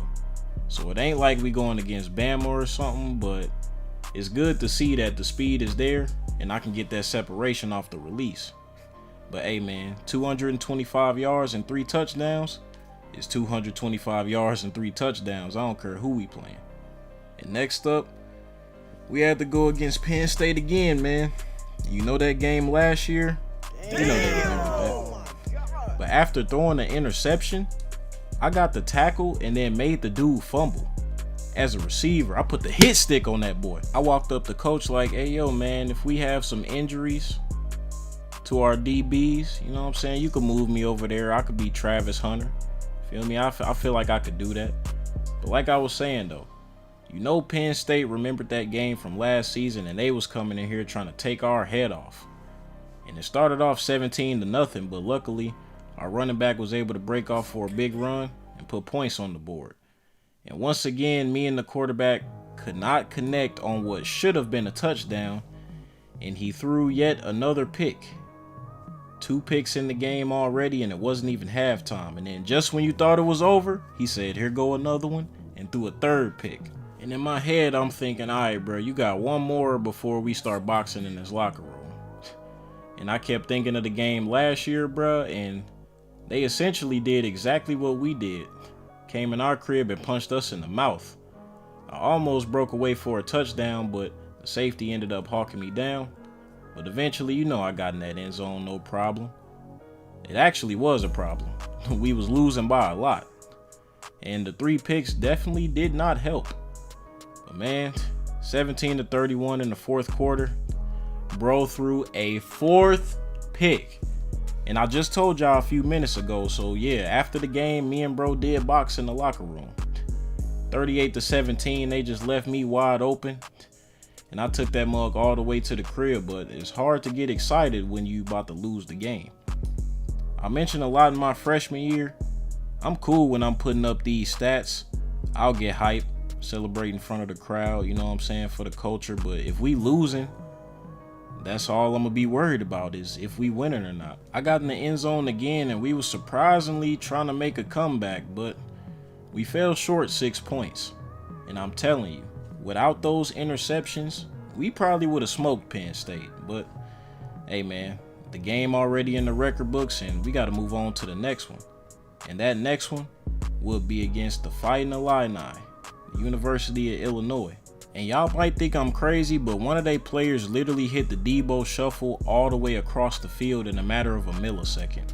I don't even know how that's physically possible, but yeah, we just gonna ignore that happen. But the game started off close and stayed close all the way into the 4th quarter. We was down by 2 points, and we really needed to close this game out. We cannot afford 2 back-to-back L's. And luckily, I ended up connecting with the QB in the back of the end zone for a tutty. And man, we did not stop there. They left me wide open on the outside, and I told y'all earlier, you cannot do that. I'm faster, stronger, more elite, and I got right back in the end zone, bike to bike. I had to do the stare down after that one, man. I ain't have nothing to say, but we got the dub, and we was hoisting that turtle up. That felt very weird to say, but anyway, we had to move on. The next significant game we would have would be against UCLA, and I had to tell the UCLA coach, you can't see me. Because this game, I was looking to cook. I was on demon time, yes sir. I was having a historic season. Well, I was on pace for having one after the first few games. And I wanted to fulfill that. Man, I'm telling you, this freshman to sophomore jump was going to be something generational. And I was going to make sure that happened. And after another end zone trip, you know the team was hype. And they kept playing the one-on-one outside, so I had to exploit it. I guess them boys didn't read the scouting report, but I was right back in that end zone. I'm telling y'all, I'm going to go ring shopping this weekend, and I got to get something nice for her. The wedding going to be after this season, after we win that second natty. But we smoked them boys 52-0. Nada. Donut. Krispy Kreme. They didn't score nothing. Can y'all just imagine the momentum we had after smoking a team 52-0? We had another tough matchup against Washington, but after that 52-point performance, we felt like we would have no trouble with anybody. And I guess them boys were searching for their girlfriend in the crowd, because I was wide open on this play. Got right in that end zone. Had to put the Huskies down like a vet, and we got that dub easy. Moving on to Minnesota. Them boys was in the low end of the ranks, but they was still ranked, so we had something to worry about. And man, I got a mean head tap over their DB on the outside. Man, I was looking like one of the best receivers in college football, if not the best. I had highlight plays on top of highlight plays every game. Not just one, multiple per game. And every time we was on the outside, I was always winning my one-on-ones. My mindset when I get on the line, hey, it's me versus you. And I would look at it like a basketball one-on-one. I'm trying to cross you up, make you look silly, and eventually win the battle, like king of the court or something. I knew if I kept that mentality, along with the discipline I already had, that I had a good chance to be a good receiver for a long time. And I'm not just talking about the college level. I mean, maybe I could go pro and have the same effect there. But man, Michigan, another BTA performance, man. We was definitely putting the belt to them cheeks. But bro, if you thought that was bad, man, let me tell you about when we played Purdue at Purdue. I want y'all to pay attention to how many touchdowns I get this game. So I came out the gate and hit a mean route against the DB, had that boy looking crazy, silly, dumb, whatever you want to call it. And we had all the momentum. So we in the red zone, boom. I'm in that end zone fairly quickly, but it did not stop there. Like I said, I got that mentality. Tried to cross bro up, got the short route, another reception added to my total. But no, that is not it. I wanted to continue to cook. We was in scoring range, caught another one, easy first down, moving them chains. And once we was in the red zone again, our running back just did the rest, put some more points on the board. Now, it was time for me to start turning up. I seen that boy get in the end zone and I wanted another trip. Routed the DB up on another one, another deep completion. And me and the QB, we was in sync this game, man. I don't know what it was. There's something about that hostile environment. But once again, had a one-on-one outside, threw a bomb, and caught that mug, Tony toe tap, in the back of the end zone, man. And that was one of my favorite touchdowns of the season. I'm not gonna hold you, bro. That was like one of them moon balls that Russell Wilson used to throw. But man, I had already had 2 touchdowns and I was looking to go even crazier. And it was already 24-0. We did not let the foot off the gas pedal. Another one-on-one outside. I was supposed to run a zig, but I just broke off of him and kept running. I'm telling you, coach gave me that freedom. I could really do whatever I want with my routes. And another moon ball will lead to yet another touchdown. I had 2 in one game. Is that not crazy to y'all? I mean, bro, literally just throwing it up and I'm doing the rest. I know Randy Moss somewhere watching proud. But yet again, it was another one-on-one on the outside, and I was winning this king of the court battle for sure. And I know what y'all thinking. All right, bro, y'all already got the win. It's probably over now. Coach finna sub him out. Nah, we still had 2 minutes left, and I had another matchup, and I turned it into another touchdown, man. I was having a historic performance, bro. One of the best of the season and one of the best ever. I want y'all to stop and think about the worst whooping you ever got from your mama, your pops, or whoever may have whooped you. That's how bad we just beat these boys 54-0. 367 and 5 touchdowns. You know they gave me Big Ten Offensive Player of the Week, and they would also give me that National Player of the Week too. I mean, I'm humble, but that was well deserved, bro. I worked hard for them 5 TDs and almost had 400 yards too. Man, that's crazy. Next thing you know, hey man, we back going against Michigan, and I picked right up where I left off, man. First play of the game, your boy broke off, got into that end zone, man. I told y'all needed to lock in for this season, because this one gonna be a fun one. And at this point, I'm getting close to seeing the end zone as much as I did my entire freshman season, and we ain't nowhere close to the playoffs yet. But man, that speed, you know what they say, man, speed kills. And I just kept going at him. Man, it got to the point where I was trying to hurry up and come up with a new celebration for every time I got in the end zone, because I knew I was going to score eventually. And I was thinking about this mid-game. I almost had a head tap, but the DB got the best of me on that one. And sometimes that happens in the game, man. You can't get them all, but me personally, I knew I was going to get most of them. And for some reason, most teams still wasn't scared of me yet, because they would leave me in man coverage on the outside and not give any help. But they would have to pay that ultimate price every time. But after this game, they definitely started to key in on that. And man, I was ecstatic because I had surpassed 3,000 career yards in that game against Michigan, bro. A milestone, man. Something I set way back in the day, man. Something I dreamed of. We would then have to face a tough USC team. Hey, them boys only had 1 loss on the season, and we knew we couldn't come in here playing. And we started off the right way, getting in the end zone, and eventually the game was 10-10. Even though this team only had 1 loss, hey, we knew they was beatable, bro. We wanted to be the ones to turn that 1 into a 2. So we just stayed aggressive the whole game. And man, at this point in the season, our run game was really starting to get established. I was doing my thing, but so was the running backs. I was still exploiting my matchups outside, but when we got the chance, hey, ground and pound was going to get us down the field. And this game was close basically all the way through. And at the end of it, with 30 seconds left, I ended up breaking off and got into the end zone for the game-winning touchdown, man. I walked up to the crowd, man. I was hyped. And like I said, we wanted to be the ones to turn that 1 into a 2. Now, I want y'all to pay close attention to this next game, because this one was definitely one of them ones. So we was going up against Utah, man. And Utah, they always decent. And in the beginning of the game, I ended up getting a little stinger, which would take me out for a majority of the first quarter. When I got back in, man, talk about an explosive play. Bro almost went all the way to the end zone, and we was able to put points on the board, even though Utah had the lead. And man, we had a bunch of hiccups too. Couple interceptions here, couple drop passes there, and we was really beating ourselves, bro.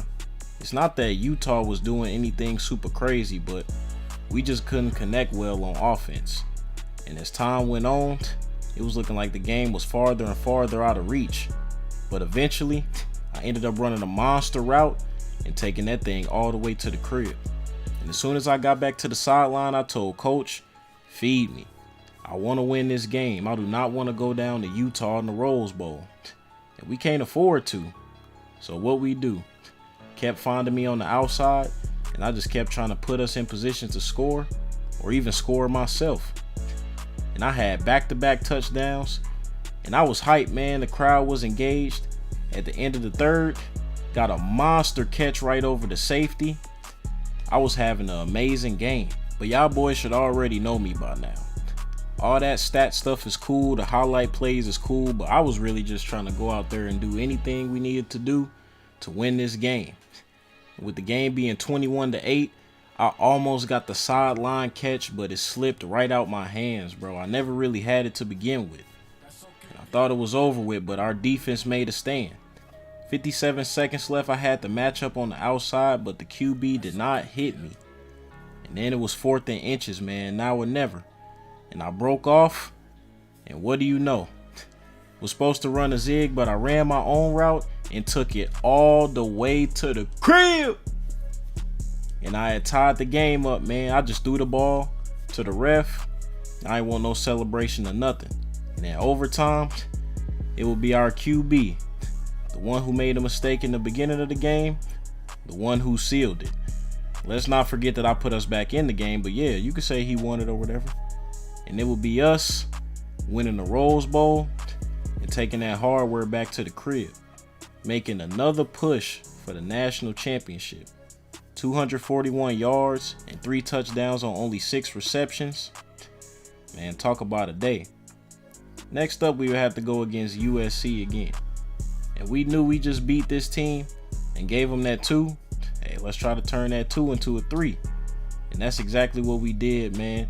It was basically the same story from the last one, only this time, the game wasn't so close. But the one thing that did remain the same, they couldn't guard me. Man, at this point, I was the clear-cut best receiver in the world, and couldn't nobody tell me otherwise. I had the numbers to prove it, the plays to prove it, and basically everybody around the world was saying the same thing. And this is what helped lead us back to the national championship. Now, this time we'd be going against Clemson instead of Miami, but it started off very rough. After a pick that would lead to them scoring and a couple of miscues, man, we thought it was over. By the end of the third, we needed a momentum shift. And then as soon as the fourth quarter started, man, we just locked in as a group and we keyed in on trying to get into that end zone, and that's exactly what we did. Tied the game up, and then all we had to do was finish. It was 14 up, and we needed somebody to step up and make a play. I had a star corner on me, and I ended up getting another crazy tip grab and took it all the way to the house, man. A lot of people said I was getting boxed up this game just because I was doing them short routes. But hey, man, what they got to say about that? And that would potentially be the touchdown that would lead to us going back to back and winning yet another national championship. But after this, things would take a turn for the worst.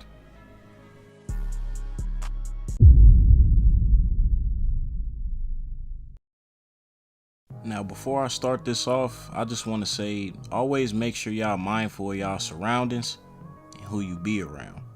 But after winning our second natty, I decided to get out and start going to parties, and at one of them I ended up meeting this girl and stayed on campus. Now, I'm pretty sure y'all know what happened. We ended up going to my apartment after, and the next thing you know, I was in the news. I was basically being framed for something I didn't do, but you know how that story goes sometime, man. When you the athlete and you the star, they ain't gonna believe you. They always gonna believe the woman first, even if you innocent. Now, I would have to eventually fight for my innocence in court. While I ended up winning the case, Ohio State University wanted nothing to do with me. And the process took about a year, so I wasn't playing football for a while. I really found myself in a dark place, but by the grace of God, I ended up getting a second chance. Despite me missing the whole season, the world still knew what I could do on the field. So, after reaching out to a lot of schools to see if I still had a chance to play, Alabama welcomed me with open arms. Now, of course, it wasn't that easy. I was gonna have to do some service and be on academic probation for the whole year, but I didn't care. God gave me another chance to play the game I love, and I wasn't gonna let this opportunity slip this time. Man, coming into that first game, I had to get my mind right. Yeah, I still had my status, and luckily I was blessed to be able to play football again, but I had went through a lot in that period of time.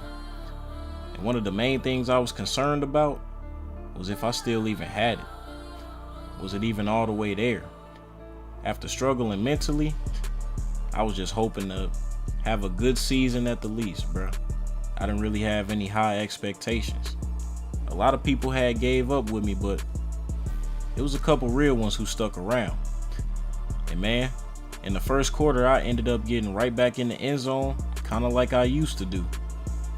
I had to hit the Heisman pose after that one, because this year, hey man, I was coming for it all. For everybody who hated on me, and everybody who didn't believe I could get back, solidifying the Heisman trophy would definitely turn that narrative around. And my coaches and teammates supported me fully, man. I was so down in the dumps when I first got to Bama, but they just told me keep your head down and keep working, and we gonna support you all the way through. You made it out of it, so now it's time to show the world what you made of and what you always been. I just had to keep that in mind, but you know, man, when you in college playing sports, it could be a lot. But I'm gonna tell y'all one thing. When it's all said and done, everybody go remember my name and remember my story. And the DB didn't remember his coverage because I was wide open for another touchdown. I had gotten the end zone twice. I shared a little moment with the ref too, because even he looked like he was happy for me. Man, as far as I'm concerned, I was back, but y'all should know how I am already, and I've said this on multiple occasions. If we ain't winning, all that stuff don't matter. I had 2 touchdowns in a decent game, and on a play that could have won it, it was a clear pass interference, bro. But I really could have caught it though. That's the thing that made me sick. We ended up losing that game by 4 because we couldn't punch it in the red zone after the penalty. We was gonna start off this season 0-1. Not the start I was looking for when I came to Bama, but hey man, we still had that home opener. My first time walking through that Bama tunnel, it was different. I read that "Be a Champion" across the headline, and man, I instantly got hyped. We ran up out of there, we was all ready to run through a brick wall. I ain't care who the opponent was, man. I was here to show the Bama fans, hey, y'all got a new elite weapon on y'all offense, and I'm gonna do all I can to help us win. And sadly for UCF, they was gonna have to be the first victim. And it just so happens in this game, I would have one of the best catches of my career. But before I get to that, I gotta talk about this Bama stadium, man. The atmosphere in here is crazy, bro. These Bama fans go hard for their team, and I don't blame them. There's a lot of culture with this program. And before you know it, your boy was in the end zone for the first time at the crib. Man, I got so hyped, I ran through the gate. Almost ran to the locker room, bro. But I had to remember we had a game to play. And UCF was keeping it close, but y'all know what happens when it's one-on-one outside. Basically ran right past Buddy and ain't see nothing but the end zone. Back-to-back touchdowns for your boy. And man, the student section was going crazy. You know I had to hit that signature stare down, man. I don't gotta celebrate every time. It's gonna go viral regardless. And for some reason, they still wanted that one-on-one outside, so I just kept cooking, man. I'm telling y'all, bro, y'all better keep an eye on me this season. That Heisman is in my sights. But ultimately, I want to be a pro. The Heisman is cool, but if I could make it to the league, man, that'd be a dream come true, man. But as the game went on, your boy kept cooking, moving them chains, getting us down the field. We found ourselves in the red zone with the score 28-14, and I ended up getting a crazy toe tap and getting a tutty right after that, man. That was a weird catch, bro. I had to extend my body and do some crazy stuff just to catch it. And it was good defense too. The DB was right on me, but hey, sometimes it's good defense, but better offense. After that, I felt like the man. And we still had some time left, but UCF did not want to guard, bro. By the time you went to the bathroom and came back, I was already on my way back to the end zone. 4 trips to the end zone in the game. I mean, talk about playing dominant, bro. And even though that catch to get me my 3rd touchdown was crazy, it's not the only crazy thing that happened this game. I also ended up surpassing 4,000 career receiving yards. And it was only the beginning of my junior season, so I was going to chase 5,000 if I needed to. And the end zone was calling my name once again. I told y'all them boys didn't want to play no defense. Man, at this point, I was finna tell coach to throw in the white flag and tell them boys to start the buses. 56-14, we got the dub. And saying I had a field day is probably an understatement. Almost 400 yards with 6 touchdowns and only 10 catches. And let's not talk about that crazy catch from earlier. I mean, that's definitely one of my best. I don't know if it's the best, but you got to put it up there. Our next significant game will be up against Florida State, and that team is always tough to play. Well, sometimes. I think they pretty trash in my opinion, and I'm not only saying that because I'm with Bama, bro. I'm not a Florida State fan like that. But started off the game pretty rough. Almost had a bomb, but it ended up getting intercepted, and they capitalized off of it. But we came back on the other end and just got back to what we needed to do. We didn't have Jalen Milroe this year, they Heisman quarterback, but the one we did have this year, he was doing his thing. He was decent. I ain't gonna say he was Jalen Milroe, but he was definitely capable of helping us get to the playoffs and even a natty. And man, I was working this game, bro. Trying new stuff with the routes. Really just trying to see what I could get the DB to bite on. And with 15 seconds left to go in the 3rd, we punched it in the end zone and ended up tying the game. And it just so happened that I ran a little slant route to get that tutty. I don't really run those that much. You know what I like to do. You see it right here. Get me on the outside and I'm going crazy. And I got right back in that end zone. So that was my 2nd trip. Man, I already bought the ring. I'm gonna send y'all the wedding invitations in a few weeks because this gotta happen. And we just kept on going, bro. And I got in the end zone yet again. I wasn't losing to Florida State, bro. That was the last thing I was gonna let them come in here and do. Especially not at the crib. And the QB threw a laser because that really should have been a pick. But hey, the ball placement was on point and I was able to step up and make a play. And as a coach and player, that's all you can ask for, man. But yo, let me tell y'all something about Clemson, bro. Them boys is physical. And we knew that coming into this game. And we wanted to walk away with that dub for sure.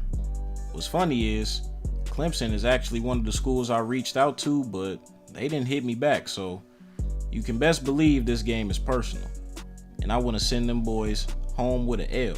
I had a bit of a brain fart this game because I literally had a touchdown, but somehow I didn't slide into the end zone. I was like half a yard short, but it's all good because I planned on making up for it. And bada bing, bada boom, we lined up. I seen I had a chance to go for some open space and blue. You already know what was going on, man. Hey, tell Clemson, you should have never slept on me. As soon as I got in that end zone, man, I had to let them fans hear it. I had to let them know. Granted, it was a serious situation, but come on, bro, it's me. 14-7 lead. We just had to keep it going. I was hauling in some tough catches. I mean, really making my case for the Heisman. I know what most of y'all might be thinking. Bro, you was literally the best receiver in all of college football last year, so why would you not get it? Well, you see, I read a couple articles before this season, and a lot of people thought, just granted everything that happened and me taking so much time off, they didn't know if I still had it, and I didn't either. But look at this monster route I hit the DB with, man. It's clear that I still got something in the tank. Took that mug all the way to the crib for another tutty. Man, you should have seen the look on them Clemson fans' faces. Even the cameraman too. I was acting a fool in the end zone, bro. I did not care. We had the lead, and we was one step closer to getting the dub. And then I ended up cooking a cornerback again and got right back in that end zone. The end zone is my best friend, man. If y'all ain't realized that yet, you better get aware. 28-21, we had a minute left, and you would think we'd play conservative, but not me. Got another reception and took that thing right back to the house. Clemson, don't ever play with me like that again. Man, I should autograph every picture from every touchdown and email it to the coach. Matter of fact, send it to his home address. Send it to his son's school, his wife's job. But anyway, 35-28, we got that dub, man, and we was rolling. The offense was looking pretty decent. 315, 11 catches, and 4 tutties for the game. Hey, your boy was cooking something crazy. Next up, we had to go against Kentucky in a conference game. I was thinking this was going to be a breeze, but man, it's like them boys was trying to tear me up out there. I was doing everything I could to try to get some grabs, but they was playing some good defense. I wouldn't say they was locking me up, but they definitely made me work for everything I got. Every yard, every reception. And that's what I like, bro. It's making me better. And that also freed up the opportunity for some of my teammates to eat. It's one of the perks of being one of the focal points, man. When the team is keyed in on you, man, it gives others a chance to eat. But as soon as that happened, they forgot about your boy. And then next thing you know, bada bing, bada boom, book my ticket to the end zone, my boy. Man, I had to say what's up to my boy in the crowd. I ran up on him, flexed, did all that, man. I even started levitating. That's how good I was feeling that day. But then we had to go up against Florida, man, another conference matchup. And this was going to be another tough one. I started off the game making dudes miss like crazy. Really playing like a human joystick. And at this point, I got past everything I was worried about in the beginning of the season. Right now, it was just dinner time every game. Time to eat. Time to go crazy. Time to go wild. And the young bulls on this team, they had the same mindset. They was going crazy too. Ended up catching a nice little over route to put us in position to score. Got them boys right back in the red zone. And you know we had to capitalize off that. And our defense ended up getting a turnover that would put us in the red zone yet again. And I ran a slant. Got up in that end zone once again. Every time I did, the crowd would embrace me so much. It's crazy, man. It's like they was a part of my celebration. I was out there doing some crazy stuff in the end zone, I'm trying to tell you. And it would be this play right here where your boy would yet again make some more history. I ended up surpassing 250 career receptions, man. Really doing it big. I had dreamed of this stuff when I first got into college, and I was making it happen. And despite all the allegations and the drama, I just remained focused and the numbers was always there. But sadly, hey, Florida handed us an L this game, man. We just didn't do enough in the end to capitalize, and that pick really hurt us. But we had to keep a short memory and move on. And next up was Texas. Y'all already know what I do to Texas, man. There should be no doubt in y'all mind that we was gonna win this game. Them DBs remember me from last year. Just because I'm in a New Jersey don't mean nothing. It was going to be the same butt whooping. We got them up out of there easy. And then we got to move on to Texas A&M. A team that was kind of a sleeper in my opinion. Them boys was hooping. I mean balling. Whatever you want to call it. But they was trying to limit me as much as possible. Short routes only. They was trying hard for me not to break off for a big one, but hey, I'm a master of the short routes too. I could really do it all. And then they ended up making that same mistake that everybody make. And this one will be detrimental because I will take that thing all the way to the house. Another touchdown on my resume, man. Coach, you got to read that scouting report, bro, because I don't know what y'all was doing.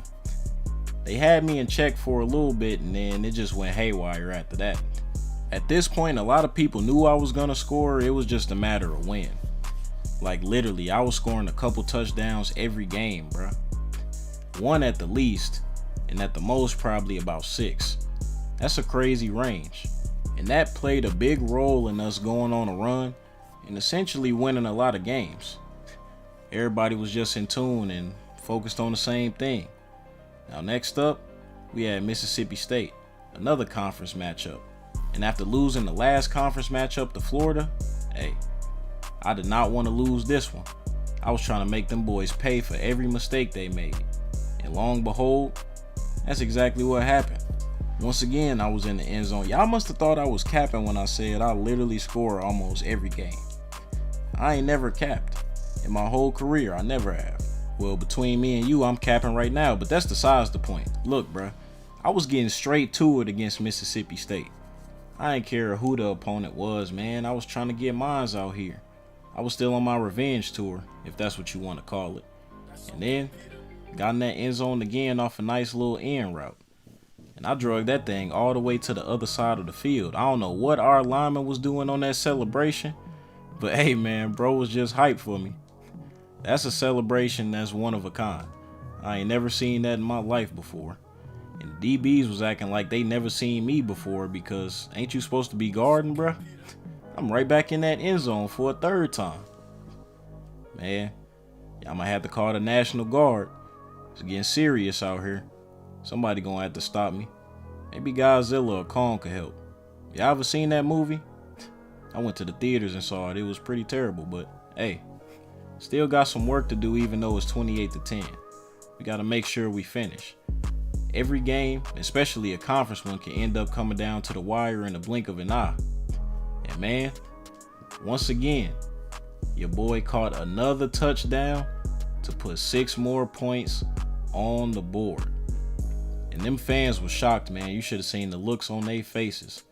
49-20 was the final score, and we was gonna walk out of here with that dub. Now next up, we would have to go against Auburn, and it'd be in this game where I would surpass 300 career receptions. So I was moving up the chain pretty fast. And what would make it even better is if we got that dub today. Now they started off putting points on the board first, but I ended up beating my man, and the QB threw a bomb, and I ended up completing the pass for another touchdown on the season. Man, I'm telling you, them moonshots be the best type of touchdowns. I don't know how I got my feet in time, but hey, that's all that hard work I'll be putting in the off season. But man, they came back and got a field goal, and we was looking to push the ball down the field, and what do you know? Another explosive play that led to another touchdown. I'm telling y'all, the young boys was stepping up, man. This team could really make a push for the Natty, and I believed it 100%. And I almost had another TD, but your boy ended up throwing a pick, and all he had to do was just throw it a little bit further. I honestly think they don't be expecting me to run as fast as I do, but it's all good, man. Even though Auburn ended up capitalizing off of that, we still had a 1-point lead mid-third quarter. But as I learned from the great Corey Cash, it's not about how you start a game, it's about how you finish it. And they definitely came back and scored another touchdown, but we did the same.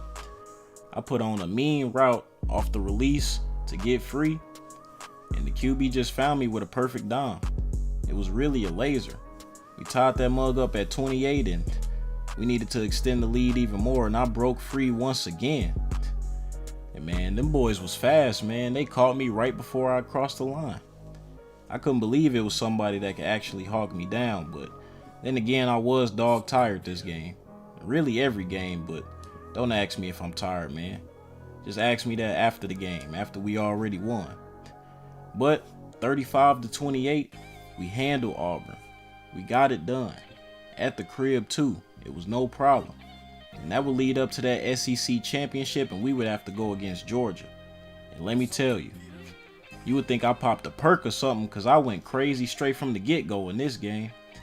My first touch was a touchdown. Come on now, man. I got the quotes for days. And I would end up following that up with another big play. It was a jet sweep, and I really thought I was going to take that mug to the house. I looked up, and I ain't see nothing but green grass. But the defense ended up getting a hold of me. And once coach saw I was going crazy like that, I became the main focal point for this offense. They was just going to feed me the rock, but I told coach we got to mix it up still because the young boys was eating. And then as soon as I thought we was going to put this game in the bag early, boom, 1 interception. And then Georgia put points on the board. and we started to get out of our element a little bit. So the QB threw me another pass down the middle, and I came down with that mug and put us in scoring position. Every time Bama go against Georgia, it's always a crazy matchup. But I don't know, man. We was just selling this game, bro. It seemed like after them first 2 touchdowns, everything just went haywire, bro. 2 picks, and we was just giving them points, basically. Before you knew it, they had the lead, and we hadn't scored since the first 2 scores of the game. And I told Coach, man, why did y'all stop feeding me the ball, bro? I was literally doing my thing. But, you know, some stuff you can't say to a coach. You just got to take it and move on. But it was all good because I ended up putting another 6 on the board. And it was looking like I had iced the game. The Alabama crowd was hype. And I was looking like a hero. But the boys still had a minute left.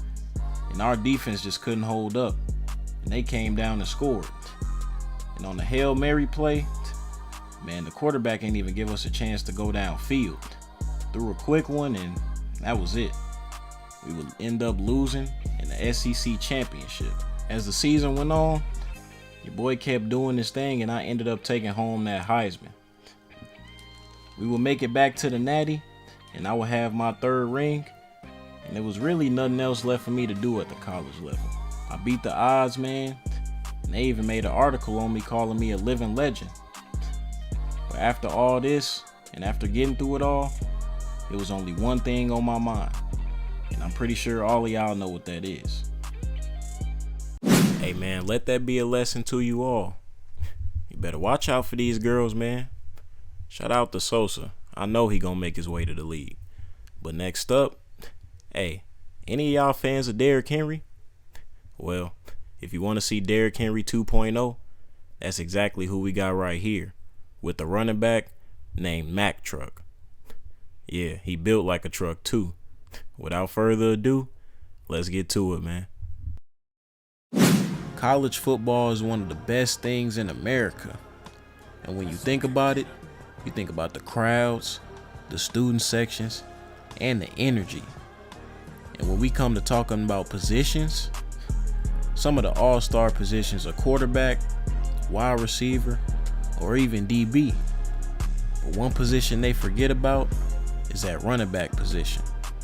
It's been a lot of running backs that have dominated at the college game and then went on to the pros and dominated there as well.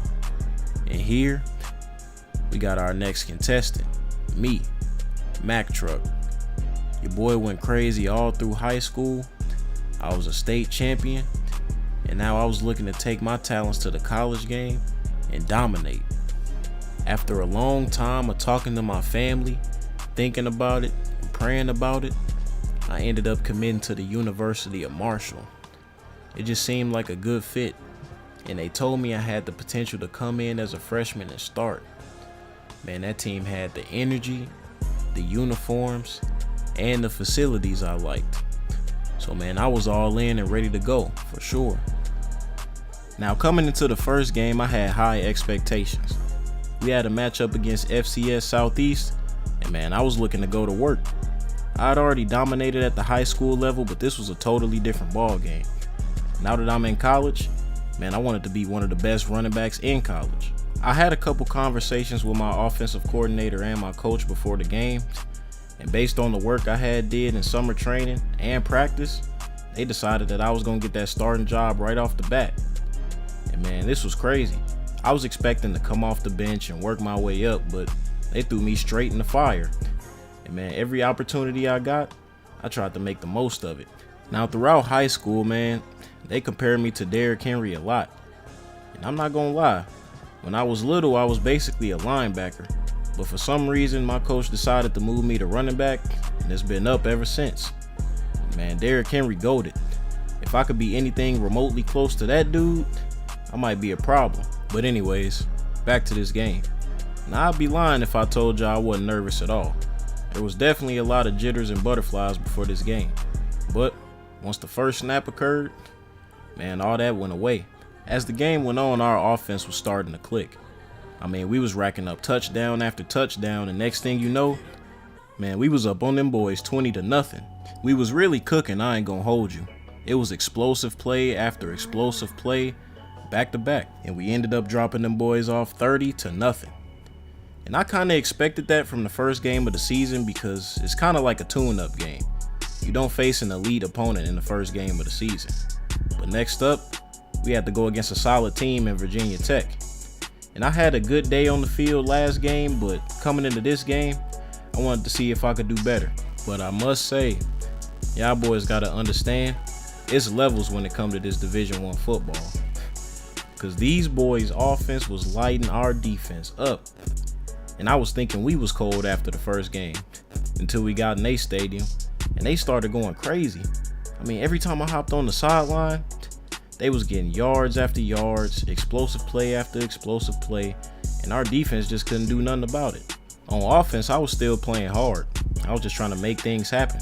I had a bunch of different plays where I would break a crazy tackle and just get extra yards to try to give us a chance.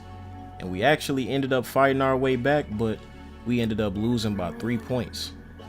It was a bummer, man, because next game we had to go up against Ohio State, the #1 ranked team in all of college football.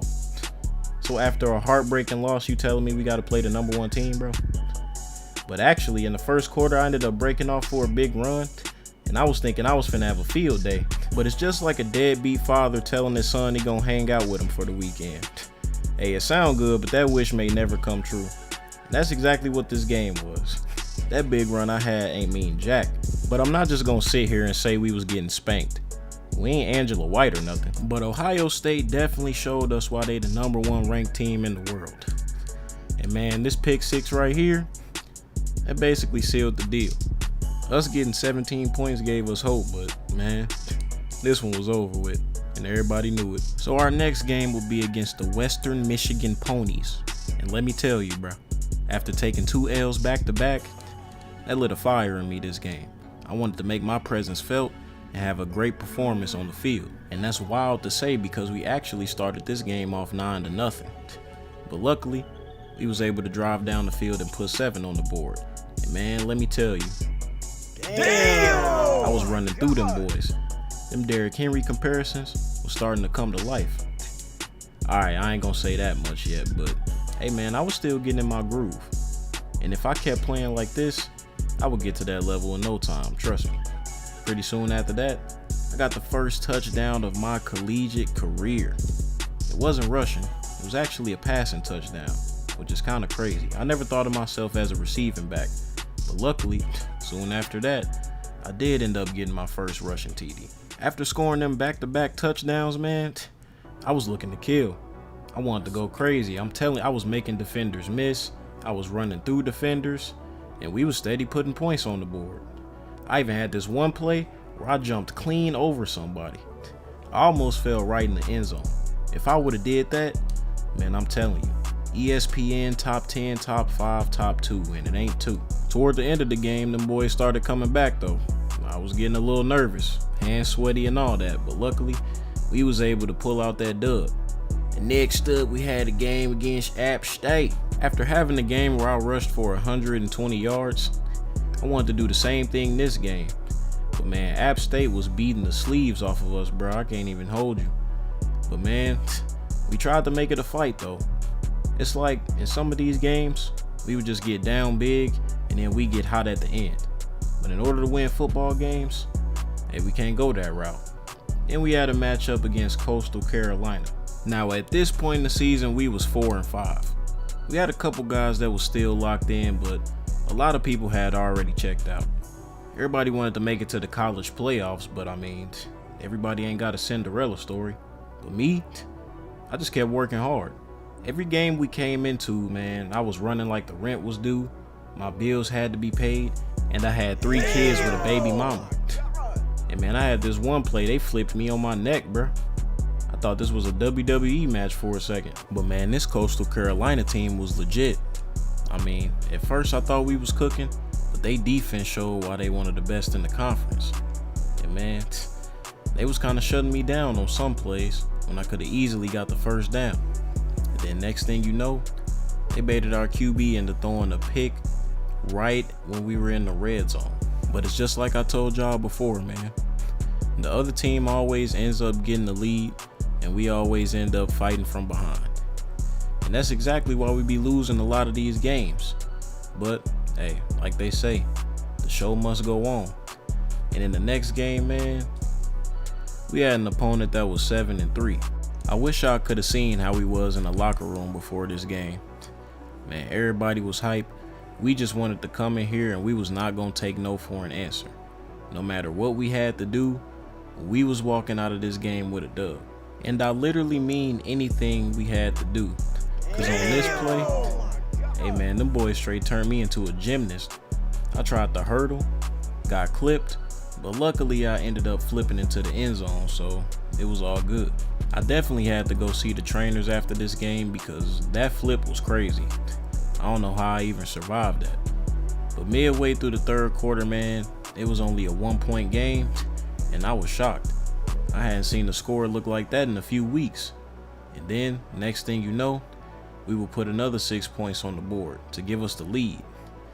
All we had to do was keep our foot on their neck, and we was gonna be perfectly fine. But the wear and tear was definitely starting to add up.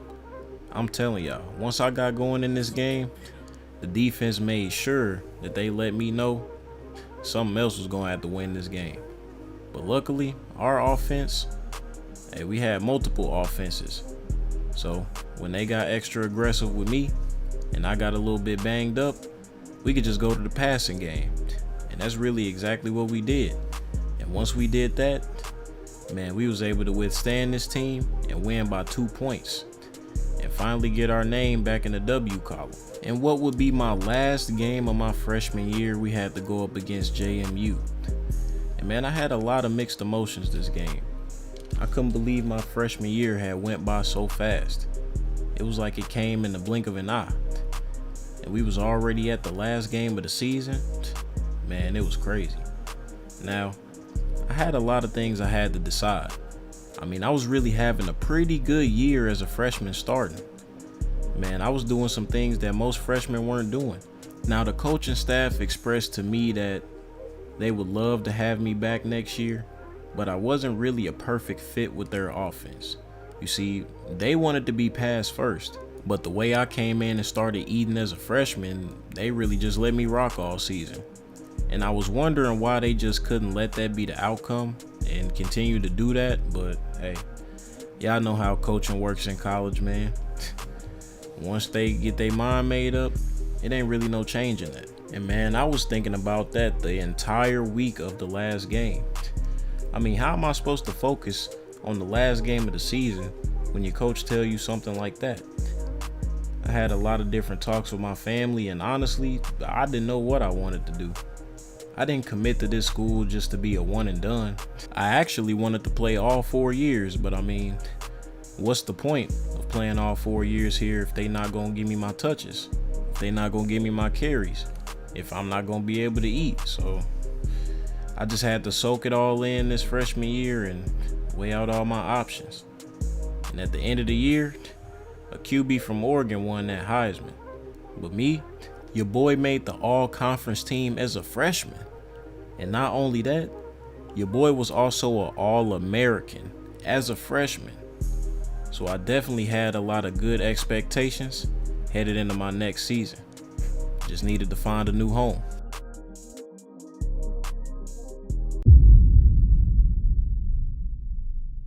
I had a lot of different schools that showed interest in me, but I've always been a fan of the SEC conference. So I decided to take my talents to South Carolina. Man, I was excited. And in the first game of the season, I had to see some familiar faces. Well, I was with a new team, but I had seen this exact same team before last year. Only this time, I may be surrounded by a little bit better talent. So this time it's definitely on. I remember that L we took to them, and straight out the gate, your boy got to work. Man, I was looking to go crazy this season. I'm coming off an all-conference team award, and I was an All-American. Man, you couldn't tell me nothing. But that also meant that defenses were gonna focus in on me even more. But I knew if I just kept my head down and kept putting the work in, I'll be just fine. Now, up in this game, man, we jumped out to a 14-0 lead, which then turned into a 24-3 lead. Now, there was a couple hiccups in the game, a couple missed reads and interceptions, but I mean, for the most part, this team was looking pretty good in this first game, and I was loving all of it. Man, y'all remember what Virginia Tech did to me last year, so you best believe I was trying to embarrass them boys every chance I got. We couldn't get big-headed though. We jumped out to an early lead and it seemed like we was gonna win this game, and I ended up getting my first touchdown of the season, but it was still a long season to go. I mean, you can't base everything off the first game, but we beat them boys 41-23, and then we was on to the next. Your boy had a smooth 72 yards with 2 touchdowns. I say that was pretty good for my SEC debut. But next, we had Texas State. And let me tell y'all, this game right here, man, I was definitely playing bully ball. I was out here throwing linebackers and DBs like they was nothing. Them Derrick Henry comparisons was really starting to come to light. And it's mainly because I was putting in work on them weights all summer. It wasn't just weights though. I was definitely lifting up some BBLs as well. Man, I'm telling you, them girls go crazy when you win an All-American award. But anyway, I had ended up getting a touchdown in this Texas State game. And that was back-to-back games where I had a touchdown. I wanted to keep that streak going. I wanted to see if I can get one every single game. But we jumped out to a 21-14 point lead, and then we ended up scoring again. It was looking like we was gonna put these boys away. I mean, this was 2 games back to back where our offense was just looking dominant. I mean, it would be an explosive play whether it was running or passing. I mean, this offense could really do it all. And the QB was decent. And I was out here just throwing defenders left and right, trucking defenders left and right. And if you don't believe me, ask Buddy right there. I'm telling y'all, I was in my bag. I told y'all I just had to stay locked and keep putting that work in. And before you know it, I had another touchdown for this game. So that was back-to-back games where your boy put up 2 touchdowns. And man, let me tell you, that home opener, a feeling like no other. I mean, I had never experienced an arena this big at home. Coming to South Carolina, I got all that experience. And we had a matchup against Kentucky. And after going 2-0 to start the season, we was looking to keep it going. And man, I didn't slow down at all. You already know what I was gonna do. Every time I got the ball, I was running like I had an Elden Ring boss behind me. And it didn't take me that long to break off for a huge run. Man, I thought I was gonna take that thing all the way to the crib. But sadly, one of them Kentucky DBs hawked me down. Looks like I gotta work to improve that speed a little bit, but that was still a monster run. And man, I just kept on going and going. Whether I was being a receiving back or just toting that thing on my own, I was getting yard after yard after yard. We was really giving Kentucky that work. I mean, what else would you expect from a conference matchup though? Man, we take those games super serious. And I'm telling you, everybody was doing their thing. There was this one play where I had this receiving touchdown, tried to jump into the end zone and got speared. I didn't know if that boy was a linebacker or Batista, but luckily I was able to cross that line and get 6. And it didn't stop there, man. I just kept doing my thing, running the ball, getting yards like I need to do. I was really a nightmare for Kentucky this game. And we ended up getting the dub fairly easily. And your boy put up 200 rushing yards on 30 attempts with 2 touchdowns. And that was enough to give me SEC Player of the Week.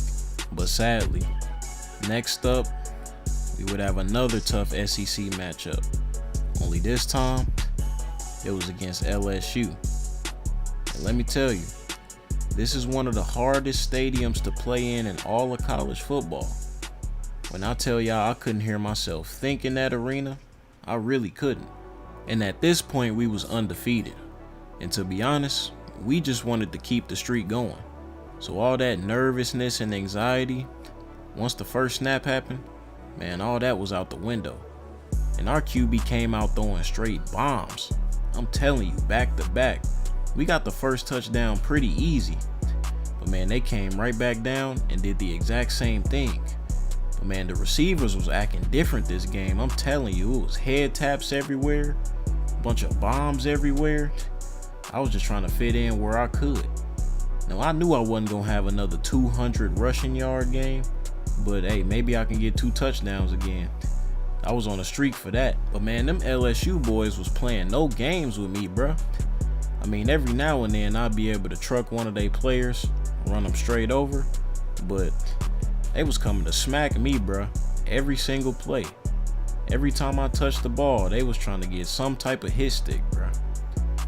And man, they ended up taking the lead, but luckily, in the beginning of the fourth, we was able to put another touchdown up. The quarterback was having himself a day. That boy had passing touchdowns and rushing touchdowns. Real Lamar Jackson like, but he is nowhere remotely close to Lamar Jackson. But man, as the game went on, it definitely went down to the wire. But we was able to hand LSU a L. And a couple weeks later, we had to go up against Mizzou. And I was a little conflicted, man. I was back close to home. I actually wanted to play for this school, but they never showed any interest in your boy. So now, I had to show them what they was missing. But this team was tough too. That's what I liked about this conference. You gonna face a tough team almost every single week. And that's exactly what I came here for, man. I want to face the best of the best to really test my skills. And it didn't take that long for me in the end zone to meet again. Only this time I did it in front of a lot of people I knew, close to my hometown. They wasn't traveling all the way to South Carolina to watch me play. They tune in on TV sometimes though, ESPN Plus. But right here, they got to see it up close and personal. For a majority of the game, it was tied. And both teams were just looking to break through that and see who could end up winning this game. Found ourselves in the red zone and put 6 on the board.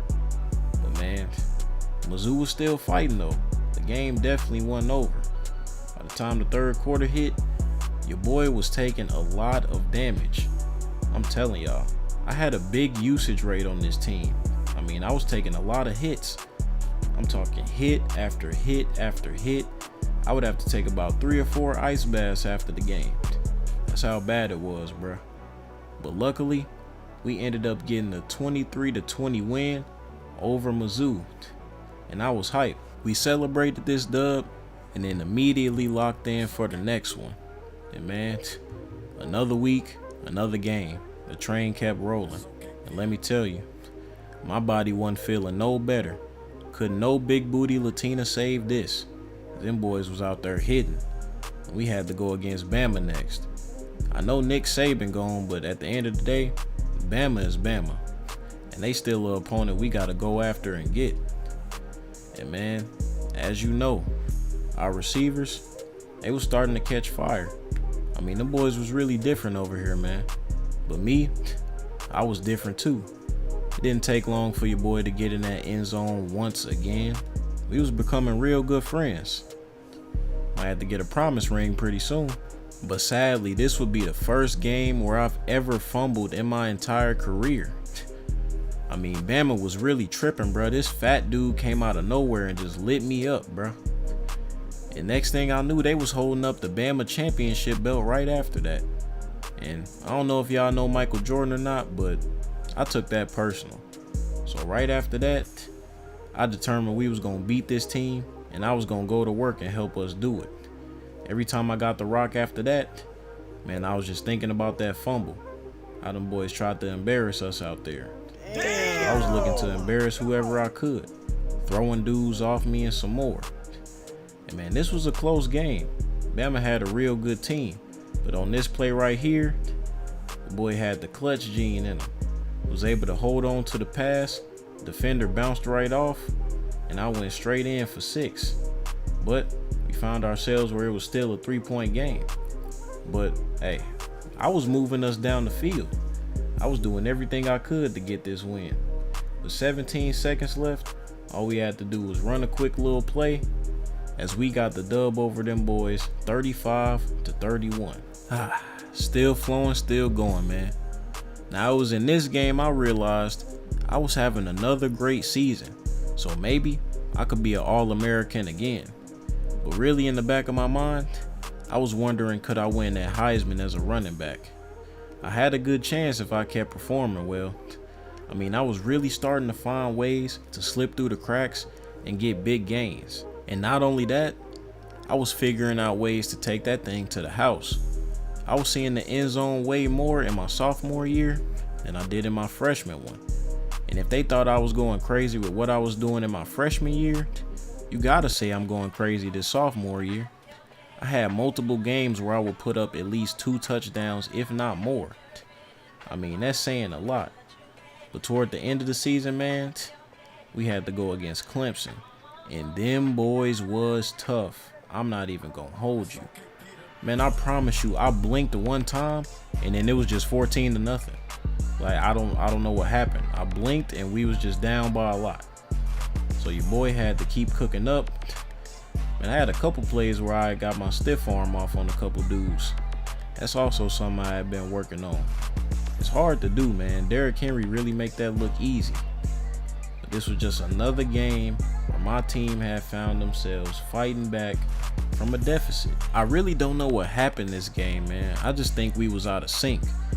I mean, there was a lot of great plays that happened, but there was also a lot of bad ones where we could have got easy completions or easy yards just to move us down the field. We was putting up a fight against Clemson though.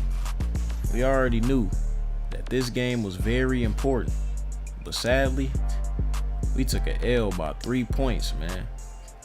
And that would officially knock us out of the chance to compete for a conference championship. And your boy ain't get that Heisman this year, but once again, your boy was on that all-conference team. Only this time it was in the SEC. And I had 1,000 rushing yards this season, on top of being an All-American again. Man, crazy. However though, our season wasn't over. We wasn't going to be able to compete for that conference championship, but we got invited to the Texas Bowl, and we was going to go up against Arizona. Now, I really didn't know what to call this season. I mean, the way we was performing early, there was no way we shouldn't have made the college playoffs. But I mean, sometimes that's how it goes, man. Toward the end of the year, we just couldn't finish games. We had got hot early though, but I was under the mindset I still got 2 more seasons to play after this, so there's still time. But in this game against Arizona, that don't mean I was finna play with these boys just because we wasn't going to the playoffs. This was the last game of the season. I was trying to show off. Them boys ain't getting no pass. Looking back on it though, I can definitely say we had one of the most entertaining bowl games ever. There was this one play, man, where we was basically in the other end zone. I slipped through the crack and had possibly the greatest run of my career. Man, I almost took that thing 100 yards, bruh. Once I broke free, our student section was going absolutely ballistic. Man, I still remember that play like it was yesterday. I seen the little crack. I didn't even know I was going to be able to get through it, but I just hit a small little jump cut, and then I seen nothing but green turf in front of me. So I just kept going and going. I could hear the coaches screaming on the left side as well as the players. And once I got in the end zone, I low-key didn't know what I wanted to do. I had to stop for a second. Man, after I pulled that off, there was no way I was going to let us lose this game. But this crazy interception happened where it bumped off of like 3 helmets. And when I looked at the replay, the quarterback threw it right at the tight end's helmet, and I was confused. It was definitely a scare, but luckily, we ended up getting that dub, and we ended the season on a good note. And your boy had a career day as I put up 170 rushing yards.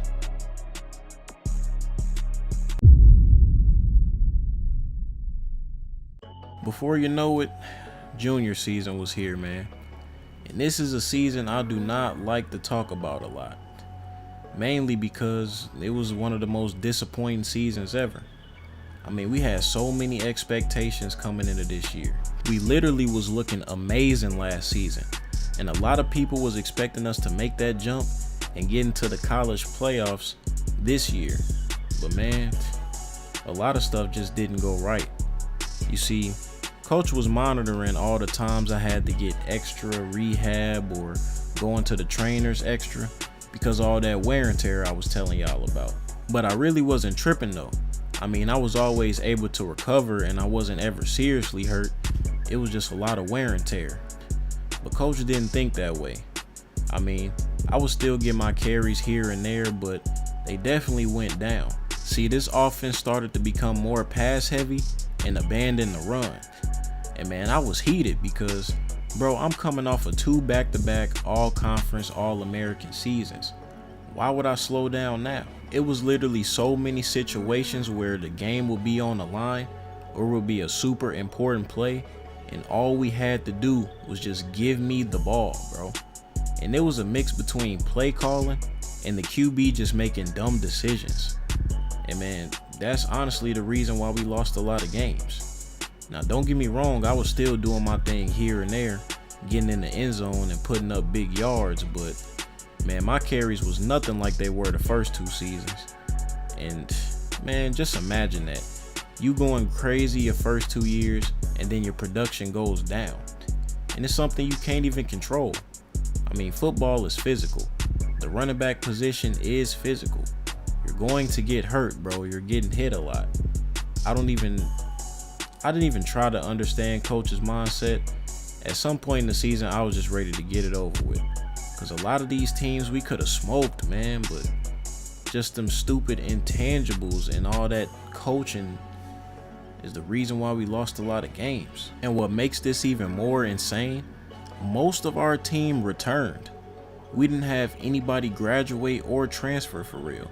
So the chemistry was there. What literally messed up our program was the fact that we changed our entire offense. And it's kind of similar to what happened my freshman year, but at the same time it's different. My freshman year, they was already pass heavy. I just ended up going crazy. But on this team, it was completely different. We was changing our offense to something that it wasn't when I first got here. I literally chose this school because I felt like it was a good fit. But I don't know, man. It was a lot of times I questioned this whole college football thing. I'm gonna keep it real with y'all. At one point, I was really about to quit. That's how crazy this season was, bro. I have never thought about quitting football in my life, but sometimes that's what college sports will do to you.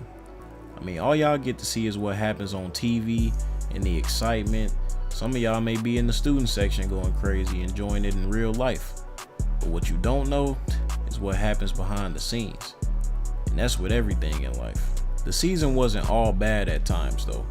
I mean, your boy was still able to pull off some highlight plays. I had one against Auburn where I jumped clean over a defender, but it wasn't my first time doing it in my career, but I think that one might have been the cleanest. And at this point, I understood that I had did enough work to definitely get some NFL interest, but it was just all about if I wanted to do it.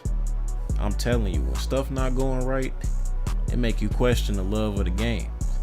I just told y'all I was thinking about quitting. Just imagine how it's gonna be at the pro level if things ain't going my way. Man, I'm gonna be overthinking so much, I might go crazy. That's the thing though. I had to learn you can't really overthink, bruh. You gotta control what you can control. Nah, for real, think about it though. What's the point of stressing over something that you have no control of? You see what I'm saying? Hey man, you just gotta live life to the fullest, and whatever's meant to happen is gonna happen, bro. We ain't got time for all that stressing, man. And once I came to that conclusion, it made the season a little bit easier. I ain't gonna say easier, but definitely less stressful. Cause man, it was a lot of tight games, but also a whole lot of losses. But when we did win and we was going crazy as a team, that was definitely one of the best feelings. We had this one game against Auburn that was one of my favorites of the year, just because we was really going crazy. Everybody was eating. But after that Auburn game is where things really started to go downhill. I mean, everybody was already disappointed with the start of the season. I mean, 3-4. The previous year we was like 5-0, undefeated. Really 6-0 after we beat LSU. So this start was already disappointing.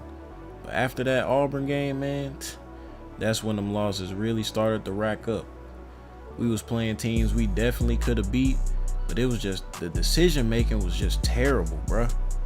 And some of it was me too, I can't cap, but a lot of it was the just QB and coaching, bruh. I told y'all earlier that my usage rate went down. Just imagine you getting smoked by a team, bruh, and coach didn't even look at you to try to win the game once. Knowing that you cold though, I mean, y'all can understand how that could be frustrating, bruh. And the wear and tear was still there. I was still getting banged up every now and then, so it really was no point of taking down my carries because it was gonna happen either way. I just had to make the most out of every opportunity I got.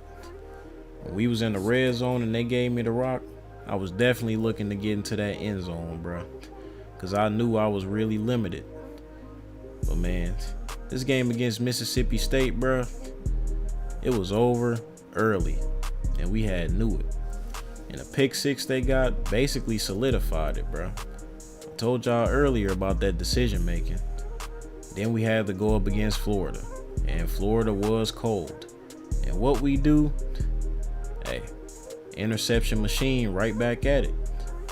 That boy had back-to-back picks in like 4 games, and he didn't do that all last season. That's how you knew something was up. But did coach want to change something? Nah, it's coach way or the highway, and you just had to follow it. That's the sad part about the whole thing. We ain't really have much say. Last year we did, but this year, I don't know, bruh. He was just on this cycle or something. Man, Florida was out there working us, bruh. I'm telling y'all, they was playing no games with us at all. And we could just not get the offense going, bruh. I mean, it was 28-14 in the third quarter, and everybody was already accepting defeat. But one thing about me that y'all should know by now, bruh, I'ma still play hard until the clock hits 0. No matter how frustrating things may be, I'ma still just try my best, bruh. That's how I was raised though. This game was basically like a younger sibling trying to fight the older sibling. I mean, we was trying to throw some strikes, but it wasn't really affecting nothing. And we ended up getting smoked that game. And guess who we had next game? The undefeated Georgia University. I mean, come on, bruh. We just had 2 bad losses back to back, and then we got to go against this undefeated juggernaut. Man, I'm telling you, bruh, it was a rough one.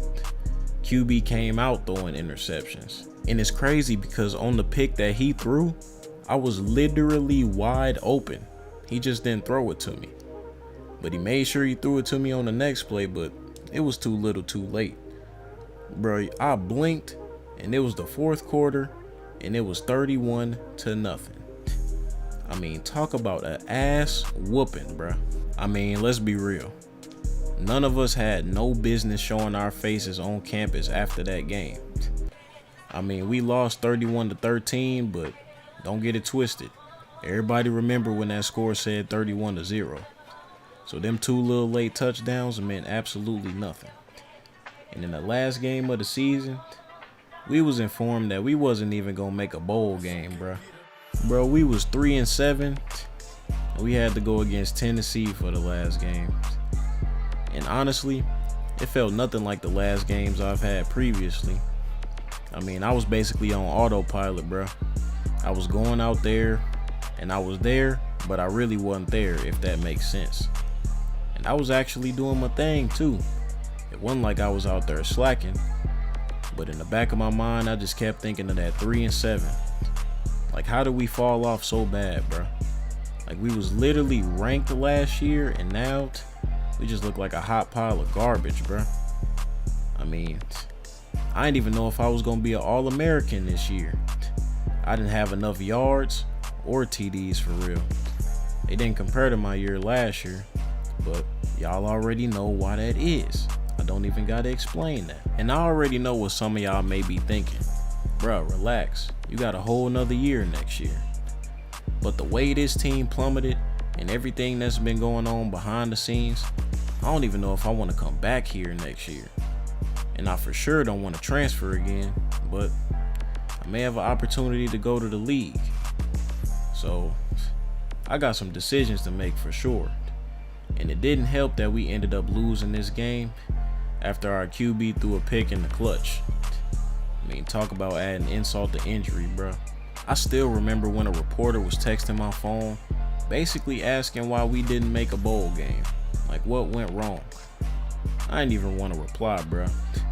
I was just happy that the season was over with. The Georgia QB ended up winning that Heisman.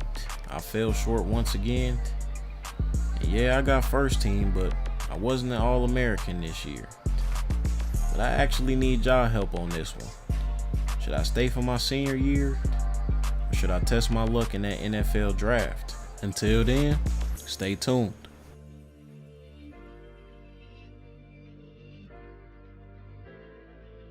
Man, listen.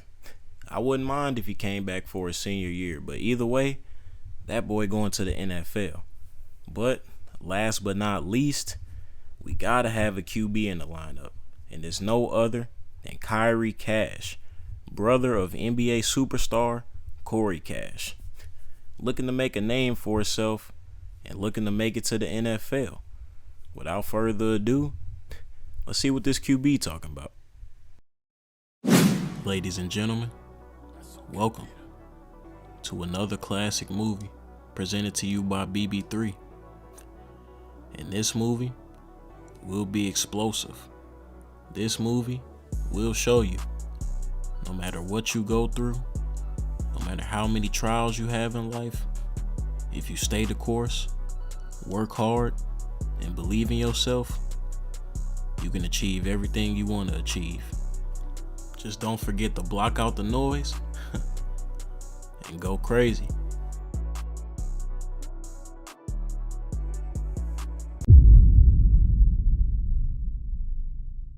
Can this young talented QB become a professional athlete like his brother who's currently in the NBA? Kayell Cash is the younger brother of NBA All-Star and NBA champion Corey Cash. Kayell was a 4-star recruit in high school, and some people would consider him to be an elite prospect. He accomplished almost everything there is to accomplish at the high school level.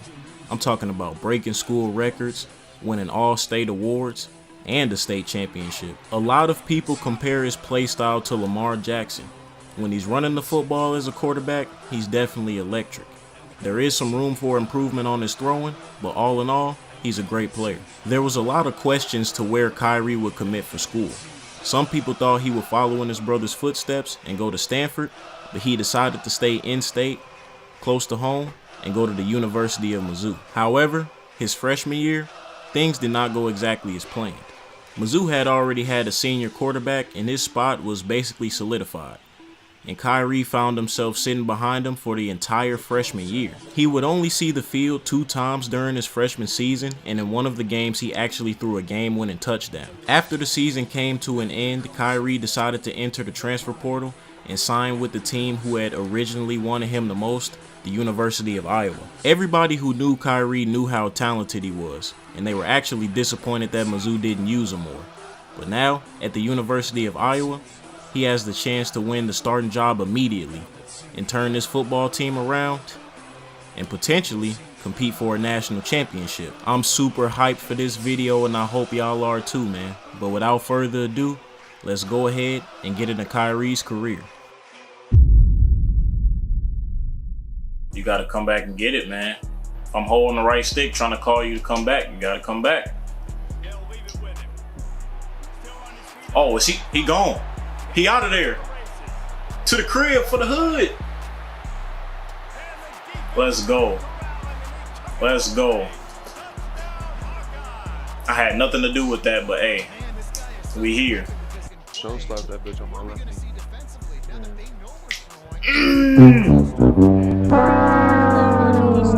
It's bad. Threw a pick 6. It's bad. Our completion percentage is not that great this game. Granted, we are playing the number 6 team in the world, so.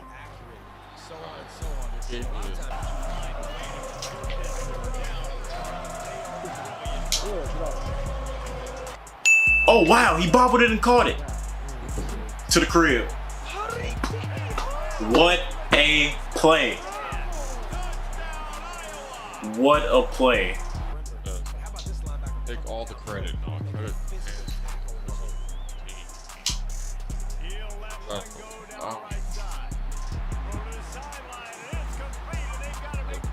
What a completion. Come on. I mean, the 25th position is 7-1. They got Wait, half my oh. shit. I understand it now. The tight end is supposed to be my best player, bro. Hey, bro.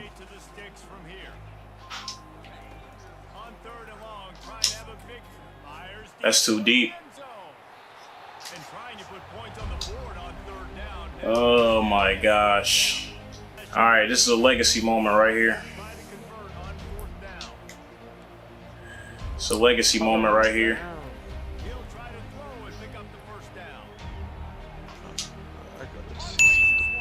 Let's go. Great completion. You got to score now. Go. Come on, come on, come on. Let's go. Let's go. Great catch, my boy. That's our bread and butter. We got to extend plays with our legs and just make some wizardry happen. And it should be a 1-point game now. Oh, we're going for 2. All right. Oh, this is a big legacy moment. So let's see.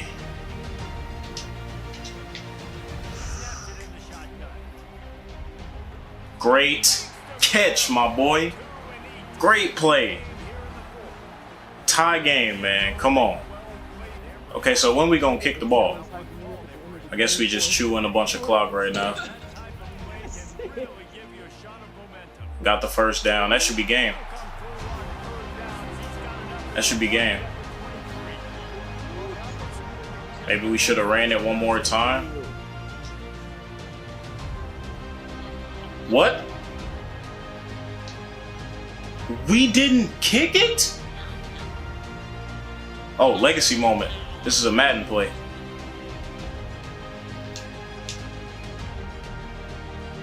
Tight end should be wide, bro. Whoa.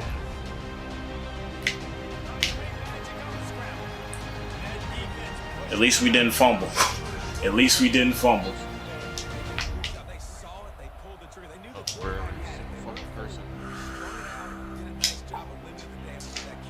What a catch! What a catch, bro. Let's go. Nah, I don't feel like passing right now. Let's go. Come on. You just need a tutty to win it. You just need a tutty to win it.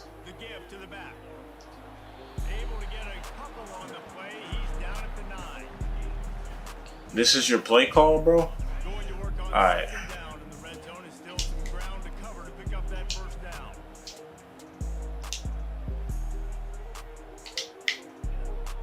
I tried blocking, bro. That nigga. Stay in bounds. Stay in bounds. Ah. God damn. No, that play is terrible. What is that play? Okay. Here we go. Here we go. Go win it. Go win it. Go win it. And just like that, we knock off Oregon. Nigga, how? Whew, what a game. What a game. That was not a good game from us from a completion percentage standpoint, but we still got player of the game, I guess. Maybe later in our career we'll try to do some other stuff. I ain't gonna lie. Yup. Tutty. Fuck it, bro. Just like that. Do I have to tell y'all our bread and butter again? Because that's what it is. That's exactly what it is.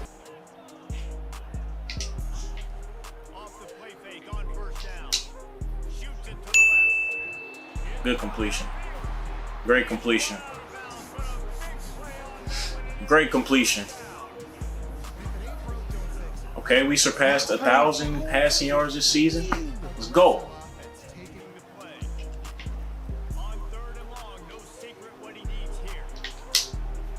Tutty. Just like that. Just like that, man. We have talent. We have talent. We definitely a top team in the Big Ten. I mean, that's not even a question. Especially since we beat Oregon. Yeah, our running back only a sophomore. It's tricky though, because what if they leave? You know what I'm saying? In order for me to stay, I gotta have some of my weapons come back. You know, that's what it all depends. I would love to build with Iowa, but if it's an opportunity for me to go somewhere else and compete for a natty, we will do that, you know.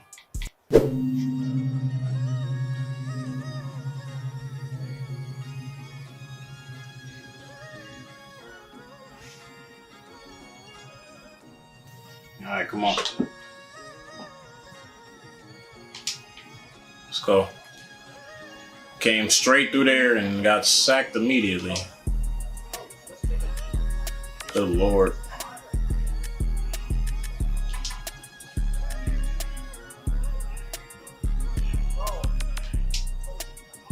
Let's go. Good pass.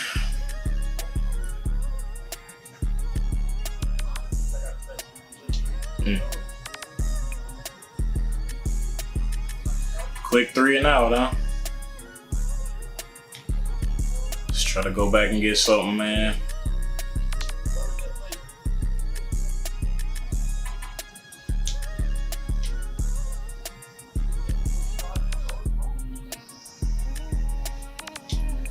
Come on. Come on. Let's go, freshman. Let's go. Come on, man. Freshman running back going crazy, bro. Come on. Yes, sir. I feel like he could have turned the corner and scored that. Need to score right here. No, what the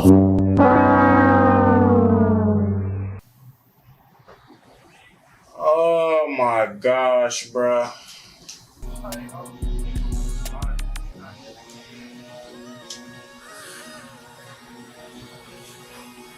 Can't get free. Can't get free, bro.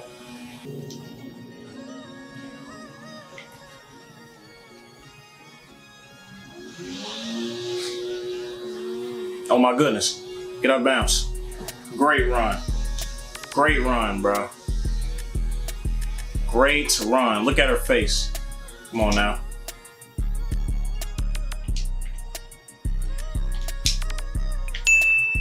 Good catch. We needed that first, though. Come on, man.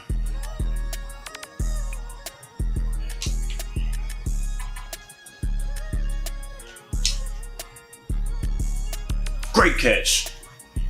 Great catch. Let's go, man. Dot. Oh, why didn't he go in the end zone? Why did he possession catch that?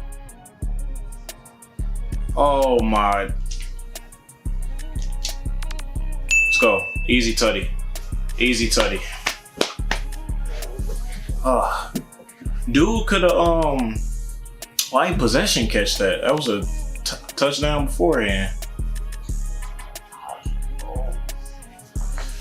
Let's go though. We got on the board. That's what we needed.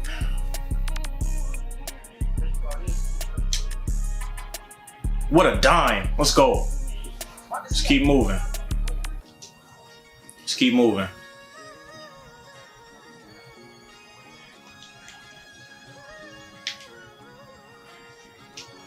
Let's go. Yep. Yep. Extend plays. Keep going. Keep going. I ain't even try to do that. I was trying to call no huddle.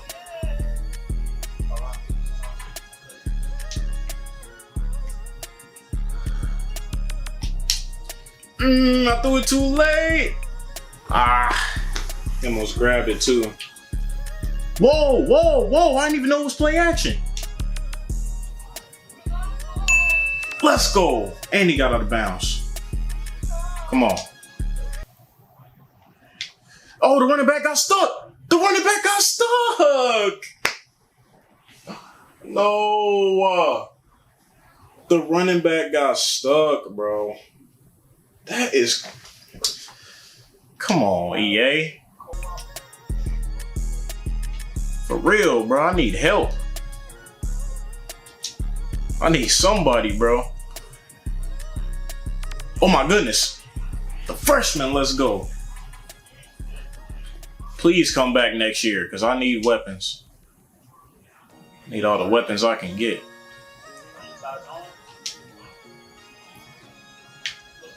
Let's go.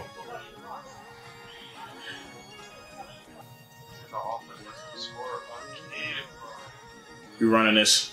You running this. Oh my goodness. Oh my goodness. What you doing, fam? Hold up, let me get my screenshot. Bro is tired. The fact that that was almost a pick just tells you everything you need to know about this damn game. That is kind of ridiculous. He's literally supposed to be a possession catcher, and he doesn't catch when I need him to catch.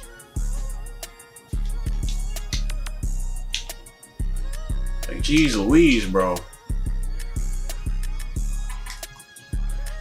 Get upfield. Let's go. Let's go. Come on now. Right up the gut. Yes, sir. Not the gut, the outside, I mean. Okay.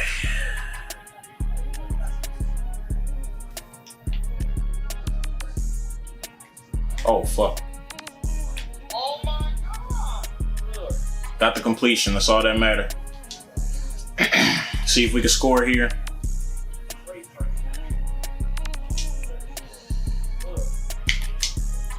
Yes, sir. To the crib. Let's go.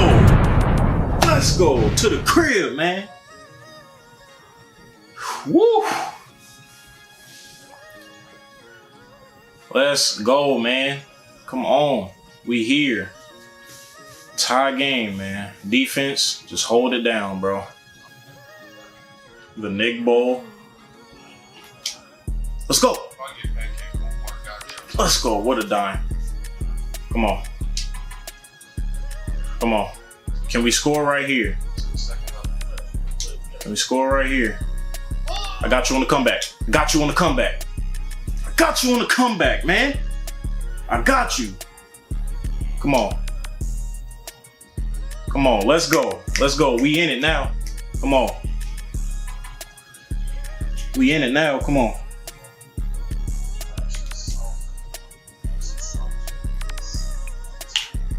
Oh my gosh, what happened? Am I hurt? Am I hurt, bro? What was that?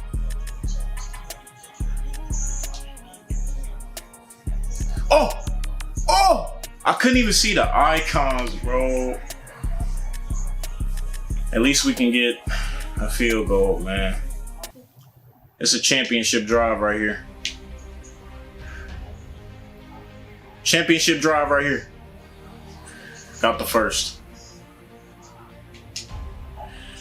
Come on. Championship drive. Good completion. Let's go. Bro, can I get some better plays? Like, I need a post route or something.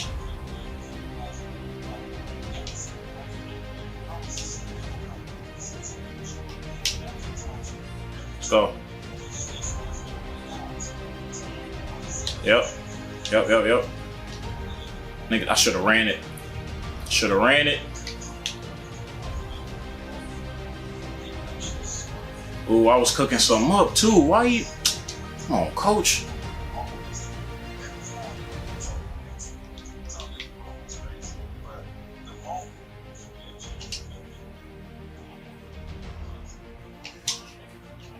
Let's go. Yep, get out of bounds. Yep. If we score here, I need the defense, man.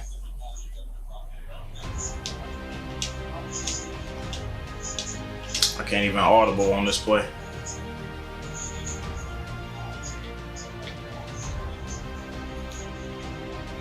That's me, bro. Fuck.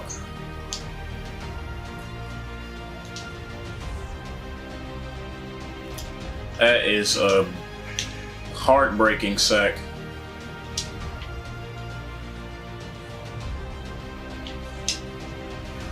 Fuck!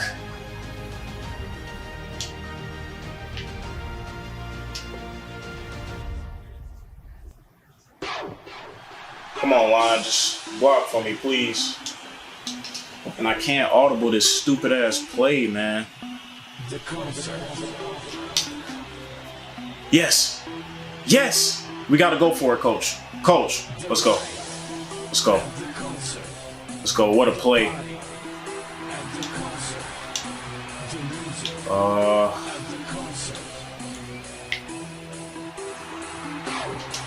Come on. I'll get it myself. I'll get it myself. Get out of bounds. Championship drive, man. What the f? I didn't want to lob it. Come on, man. Come on, man.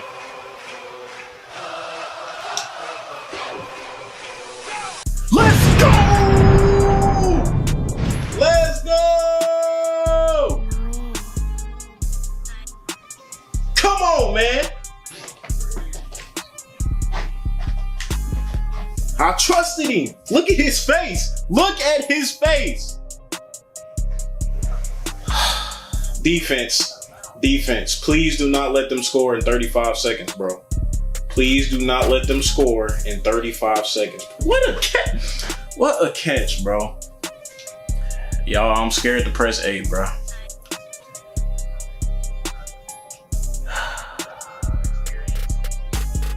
Seconds, man. Okay, we won. Let's go. We just need a kneel. That's all we need, bro. That's all we need. What a fucking performance, bro. Let's go. 3-point win. Let's go, man. That game was absolutely crazy, bro. I better get player of the game. I better get that shit. That was a crazy game, man. We got it on film, nigga. Let's go, man. What a game. 263 touchdowns, 75% completion rate. Nigga.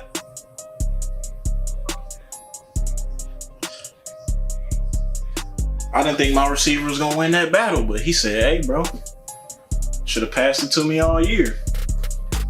Won't be touching it next game, though. How many yards, yeah. Okay, everybody was eating, for real. For real. Everybody got yeah.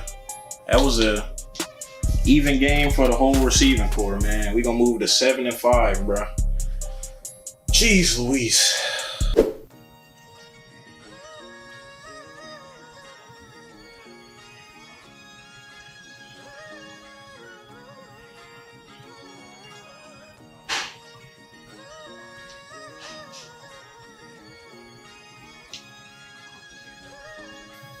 Back at it.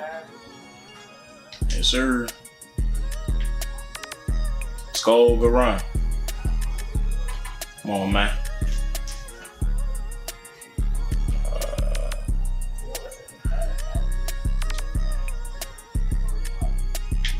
Uh-oh. Come on, man. Let's go. Come on, coach.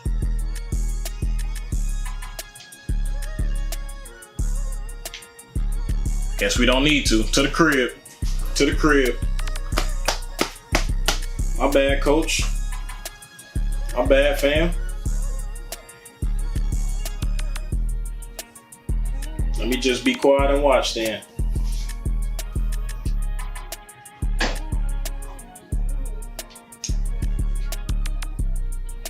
Good first. Good first.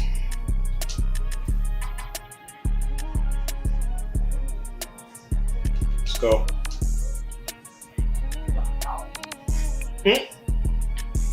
What a run. What a run. Keep moving the chains.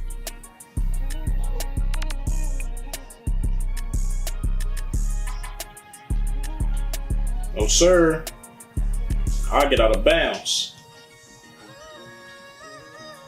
Come on, man. Let's go. Ooh, good move. Good move. Ah, he almost got it. Dang, he got hurt. Ah, that's rough. It's always something, huh? This is not gonna work. This is not gonna work, bro. Yes, it is. Yes, it is. There's no way he catches me. There's no way he's catching me, bro. Hey, hey, hey. First Russian TD in a while. I don't remember the last time we got one.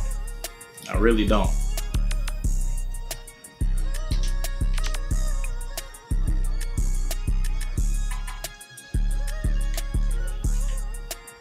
Oh man, I got hit. Got the pass off though.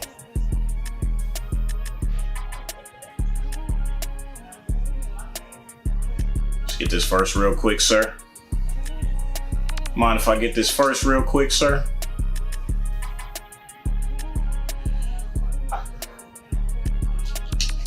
Let's go. What a play. What a play. What a play, man. Let's go. Let's go, bro.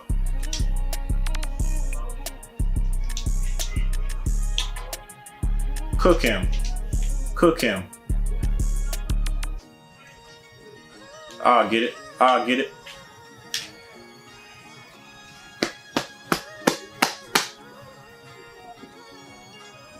You know what I do? You know what I do? That's two of them things in one game. Come on, man. Might be time to throw the hoodie on, ladies and gents. Putting in that work.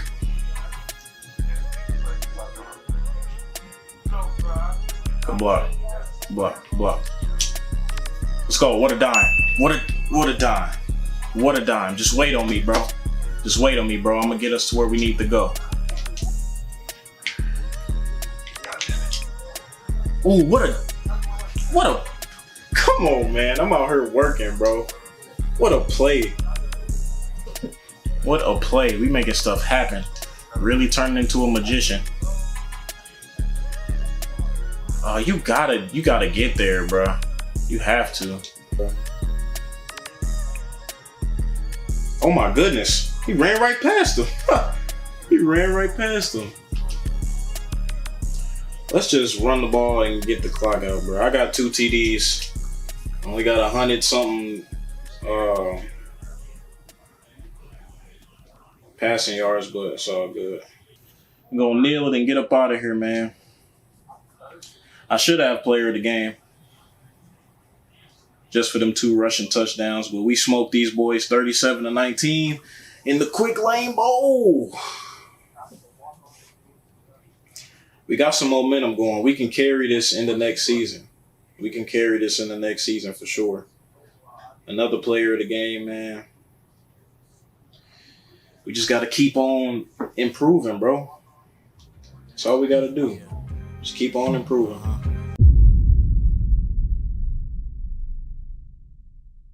Before you know it, it was already time for my junior season. And at this point, my college career was what it was. I was an elite 5-star prospect coming in, got on the bench at Mizzou, ended up getting my own team, and we only went 8-5. And man, I was thinking about that all summer. So this season, I wanted to come in and not only be the best QB in the Big Ten, but be the best QB in the world. I know it sounds crazy, but hey man, I was a 5-star coming into this, and a lot of people were still doubting me, even though I had a decent season at Iowa. And I was talking to a lot of my teammates. We had only lost a few seniors, and most of us were sophomores and juniors. So we all decided to dedicate ourselves, lock in this summer, and come back and chase that conference championship. We didn't want to lose a single game. And to be honest with y'all, to start the season off, we didn't. I mean, we was connecting on all cylinders. And I can't say it was just the players, because the coaching staff was locked in as well.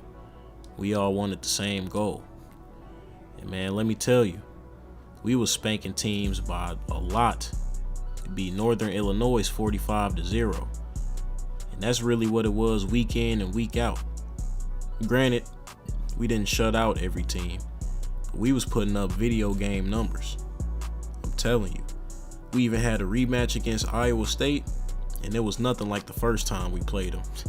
Yeah, I know we lost bad, but we won this game because I was doing my thing rushing and passing the ball.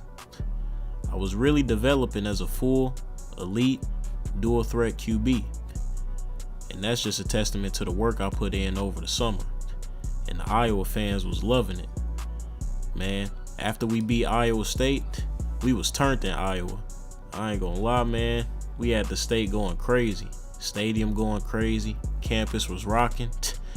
Hey, man, well, actually, I can't tell y'all what was going on that weekend, but just know your boy scored. And I ended up getting Big Ten Offensive Player of the Week for the second time in my career. And I was happy about that. And what's also crazy about this start to the year, in only 3 games, I reached 1,000 passing yards. Yeah, I know it sounded insane, right? But hey, man, the whole world been sleeping on me. I was really a 5-star coming into this game, and I had to start playing like it. So if that meant I had to put up some crazy numbers, I was looking to do that. In my rushing game, man, I was starting to break tackles like it was nothing. I thought I would be more of a Lamar Jackson type of player, but it was looking like I was Lamar mixed with Cam Newton. Not only was I elusive, I was able to break off tackles easily. I mean, it would take like 3 to 4 guys just to bring me down if I had a full head of steam. And it's crazy to say my accuracy got even better. I always felt like I was an accurate passer, even when I was at Mizzou. We ended up spanking Wisconsin 40-0. I know this is sounding crazy, y'all. It's really unheard of. Especially last season, the teams we was having close games with, close calls with, man, we was destroying them. And then next up, we had Washington. And in the beginning of the game, I ended up breaking off for a big run, made this defender look stupid, and made his girlfriend leave the arena. She on my roster now. Now at this point, we were 5-0. I know that sounds crazy, 5-0, because we lost 5 games last year. But man, this team was fired up, and we honestly felt like nobody could beat us. I mean, imagine dropping 40 on your rival. You say the same thing. Another accomplishment I had was 100 completed passes. I mean, you couldn't dream of a better start as a QB. We ended up getting Washington out of there 39-20. Another team that was highly capable of beating us, but we made it look easy. And this team was rolling. Now, I don't want y'all thinking this season was just a cakewalk. I mean, even some of the teams who didn't have crazy records, those games were close too. I mean, we came into some of them games thinking we was going to walk over teams, but those will actually end up being the toughest games, the teams you didn't expect. And plus, we shouldn't even be approaching games like that. My mentality was, whatever stadium we in, I'm trying to come in there and take it over. And man, these defenses was out here trying to light me up. Hey man, if you could see some of the pictures they girls be sending me, bro, I want to do the same thing. Now, luckily, I don't have a girl sitting at home, because if I did, I would have some significant injuries off the field. But hey man, I was shedding tackles like crazy this game. Like I said before, my rushing game got better and better as the season went on. I mean, some of the people was calling me one of the best rushing QBs ever in college football. And man, I was throwing crazy dimes off the back foot. Man, it was at that moment I knew if I just continue to play well and do my thing, hey, that Heisman might be mine for sure. But next up we had Purdue. It was another team that didn't really have an eye-opening record at all. But I mean, they still had a good defense, and we had to be aware of that. And we was at home, the fans was going crazy, the stadium was rocking, and then our running back broke off for a huge run, the longest rushing touchdown we've ever had in the last 2 seasons. It was one of them type of games. Shout out to the sophomore though, man. He was really showing up. And by the time the fourth quarter hit, man, Purdue was looking like me whenever Haley Davies dropped a new video. Damn! Oh my God. At this point, we was just having fun. It was 31-10, and we was gonna walk out of here with that dub easy, man. No problems at all. But then the next week, man, we had to play in the hardest stadium that there is to play in the whole nation. We had to go against the University of Michigan, and let me tell you, that stadium get crazy. That stadium get loud. And coming into this game, I already knew it was gonna be a challenge. It was already a good team, but being in a stadium, it made the game about 10 times more challenging. Now, I'm gonna be honest with y'all. The start of this game was really rough, but then out of nowhere, I ended up finding our wide receiver 1 on a deep bomb, and we put 7 on the board first. Now, I know what y'all thinking. Michigan probably came back and got their get back. Well, actually, it didn't go like that. You see, for some reason, that one touchdown shook the whole team. Because next thing you know, our defense got the ball back, and we put up another touchdown. And then right after that, we got the ball back again, and we just kept driving down the field. Next thing you know, we was in the red zone for the 3rd time. We did a little jet pass to one of our receivers, and then boom, we had 3 touchdowns before halftime. And it was looking ugly for Michigan, I'm not gonna lie to you. 21-0, and it ain't even halftime yet. And I was still throwing dimes and connecting with my receivers. I was just finding holes in the defense where I could expose them, and man, it was just paying off in the long run. Next thing you know, we was in the red zone again for the 4th time in 1 half. I mean, this was crazy. And I ended up running it in for the 4th touchdown of the game. And by this time, if you was a Michigan fan, hey, I'll be throwing everything you got at me. Your keys, your wallet, your water bottle. Even the fans was looking shook in the crowd. They couldn't believe it. 28-3 in the 3rd quarter. And we just kept firing on all cylinders. We was in the red zone once again, and we got up in there easy. And just like that, we had 30 points on the board. And man, we turned Michigan into chicken fried rice. We ended up winning 35-21 and got them boys out of there. And the crazy part is, I didn't even play in the 4th quarter. But next up, we had Minnesota, and I threw an absolute bomb on the first play of the game. Right to our running back, and we had put 7 on the board so fast, I ain't even know what hit him. Let me tell y'all, man, every team that beat us last season, I was coming back for revenge. I had another crazy play where I tapped into my Houdini bag, got out the pocket, and then dropped somebody else. I mean, at this point, I had more bodies than John Wick. I was dropping dudes left and right. Got in the red zone again, threw a tutty, and man, we got Minnesota up out of there fairly easy. We even had the tight end doing some type of dance I ain't never seen in my life. And with this win, it would take the team to 11-0. And it's crazy to think last season, going from 8-5 to this season, starting off hot, and then moving on to 11-0. Man, it was like a dream. And my Heisman chances was rising every week. And then next up, we had Nebraska. Now, if you've been watching, you remember that last game against Nebraska, where we had that crazy game-winning drive. I already knew this team wasn't nothing to play with.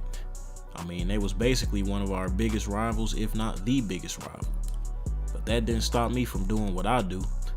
Plus, we was in Hawkeye Stadium. Man, you know I was trying to put on a show.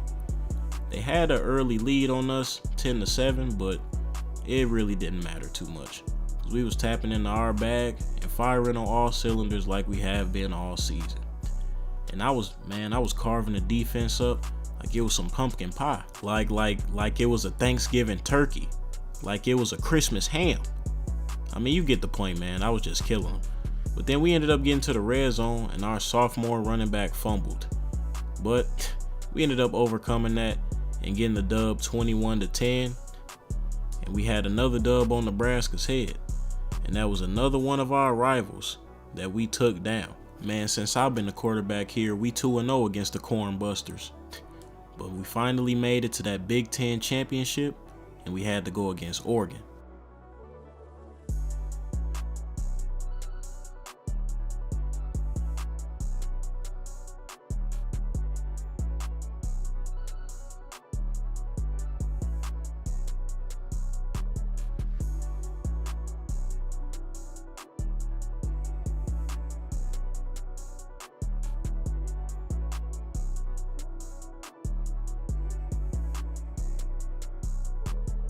Now, the last time I saw this team, it ended in an overtime thriller. Now, I did not want to do this game, so I wanted to come in firing on all cylinders. You already know what the game plan was, man. Kill these boys.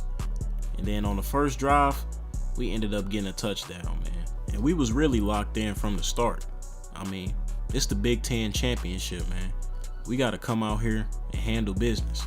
That's what was on everybody's mind. We wasn't even worried about the natty. We was just taking it one game at a time, and we hadn't lost, and we didn't plan on losing to this team. We don't duck no smoke from the Ducks. What is you, a duck? Man, we had completions on top of completions, and we just kept driving the ball down the field and putting points on the board, and that's what we've been doing all season. I think we was rated the most high-powered offense in the world. Top flight security of the world, chat. But man, we found this game being 14-14.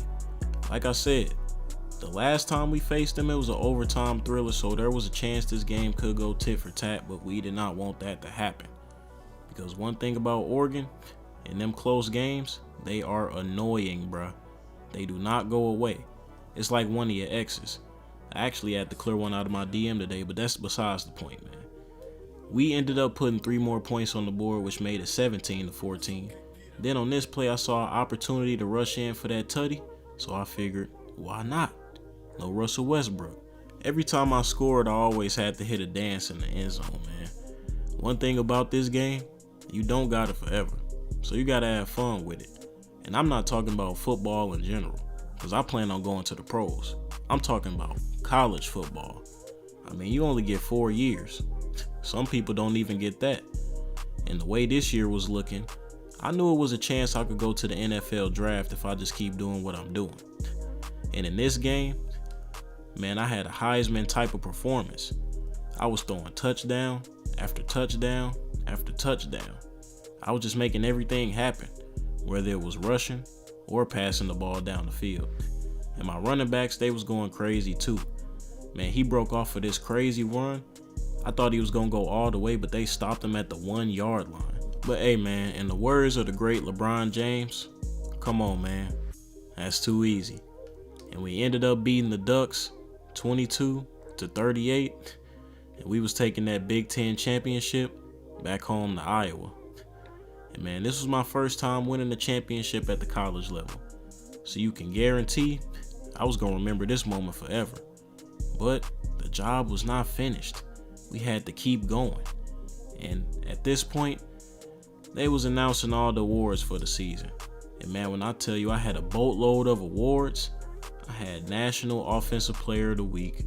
Our coach had ended up getting Coach of the Year, and it was definitely well deserved. They also hit your boy with that Player of the Year, and that was shocking to me.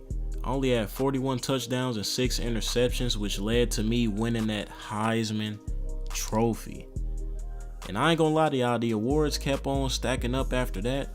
But once I seen that I won that Heisman, man, I was ecstatic. The best quarterback award was cool, but did nothing compared to getting that Heisman, man. I also made the All Big Ten first team. which is crazy because I didn't even make a team last year. And then I was an All-American. I mean, this year was a complete 360 from last season. Man, I was hyped because next up, we had to go against Georgia.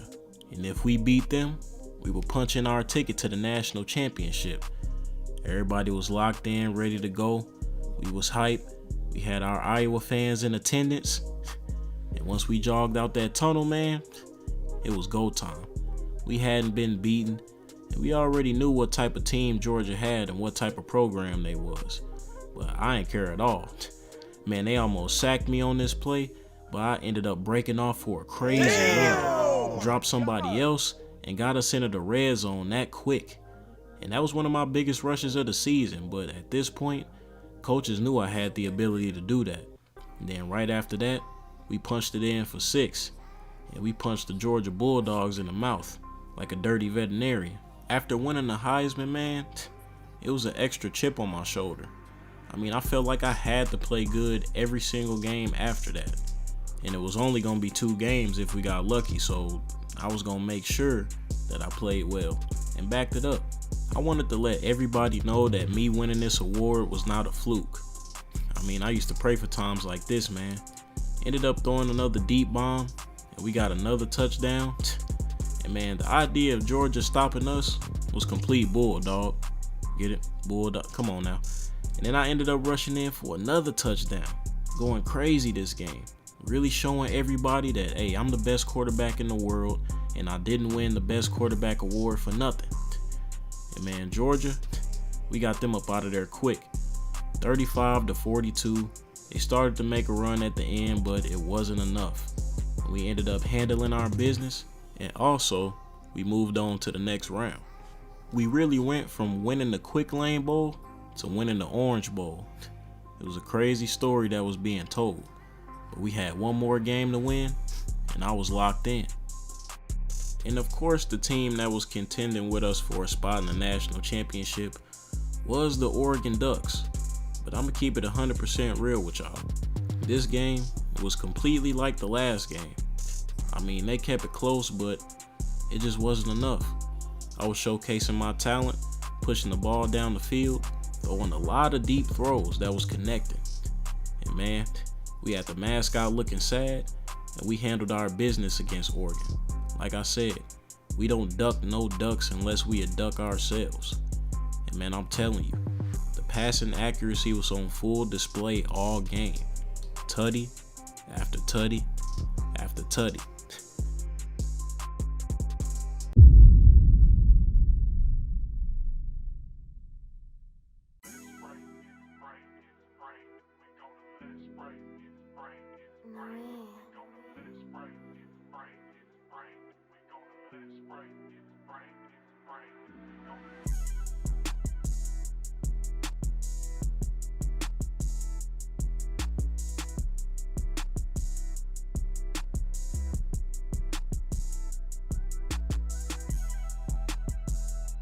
And who would have thought we'd be in a national championship game against Pittsburgh University? Hey man, I told y'all this is a crazy story that's being told. But hey, we started off the game, our running back getting a crazy rushing attempt. And we just followed it up with another play that ended up in a touchdown right off the bat. And to be honest, coming into this game, I didn't know how it was gonna go. I mean, I ain't want to sleep on the team, but I ain't never heard of Pittsburgh being in a natty. But they was going against us, so they was basically somebody walking outside in 120 degrees, cooked. Like I said, we came out here to ball, man. And I was making connection after connection after connection. And man, our wide receiver 1 was going crazy. I mean, for the past few weeks when the playoffs started, this dude elevated to a whole nother level. And I mean, dude only a sophomore, but I'm gonna be honest with y'all. I'm definitely not gonna be surprised to see him commit to the draft and go to the league. I think he could be a serious weapon. And you know me, I was doing my thing after scoring in the end zone. And before you even knew it, it was 34-3. And this game was over and it was only the third quarter. But hey man, I told coach I didn't have to play the rest of the game and we could put the backup in, but he said, hey, This is your season, your Heisman, your time, and your championship. So go ahead and stay out there for the fans and finish it off like a champion would. So I was like, alright, but you gonna make the Pittsburgh coach cry. And what's crazy is, I think all of my offensive weapons had a touchdown this game each. I mean, my running back, all of my wide receivers, even my tight end. And them boys deserved it. They was cooking the whole time. In Pittsburgh, they was trying their hardest, man. It wasn't like they was just a bad team. I think we was just the most dominant team in the world, and there was nobody who could stop us but us. And man, we was all playing at a Heisman level, to be honest. It wasn't just me. And then just like that, man, our names was in the history books. From being benched basically my entire freshman year, to coming to Iowa as a starter my sophomore year, but having a underachieving season, to now, leading us to the national championship and completing the ultimate goal.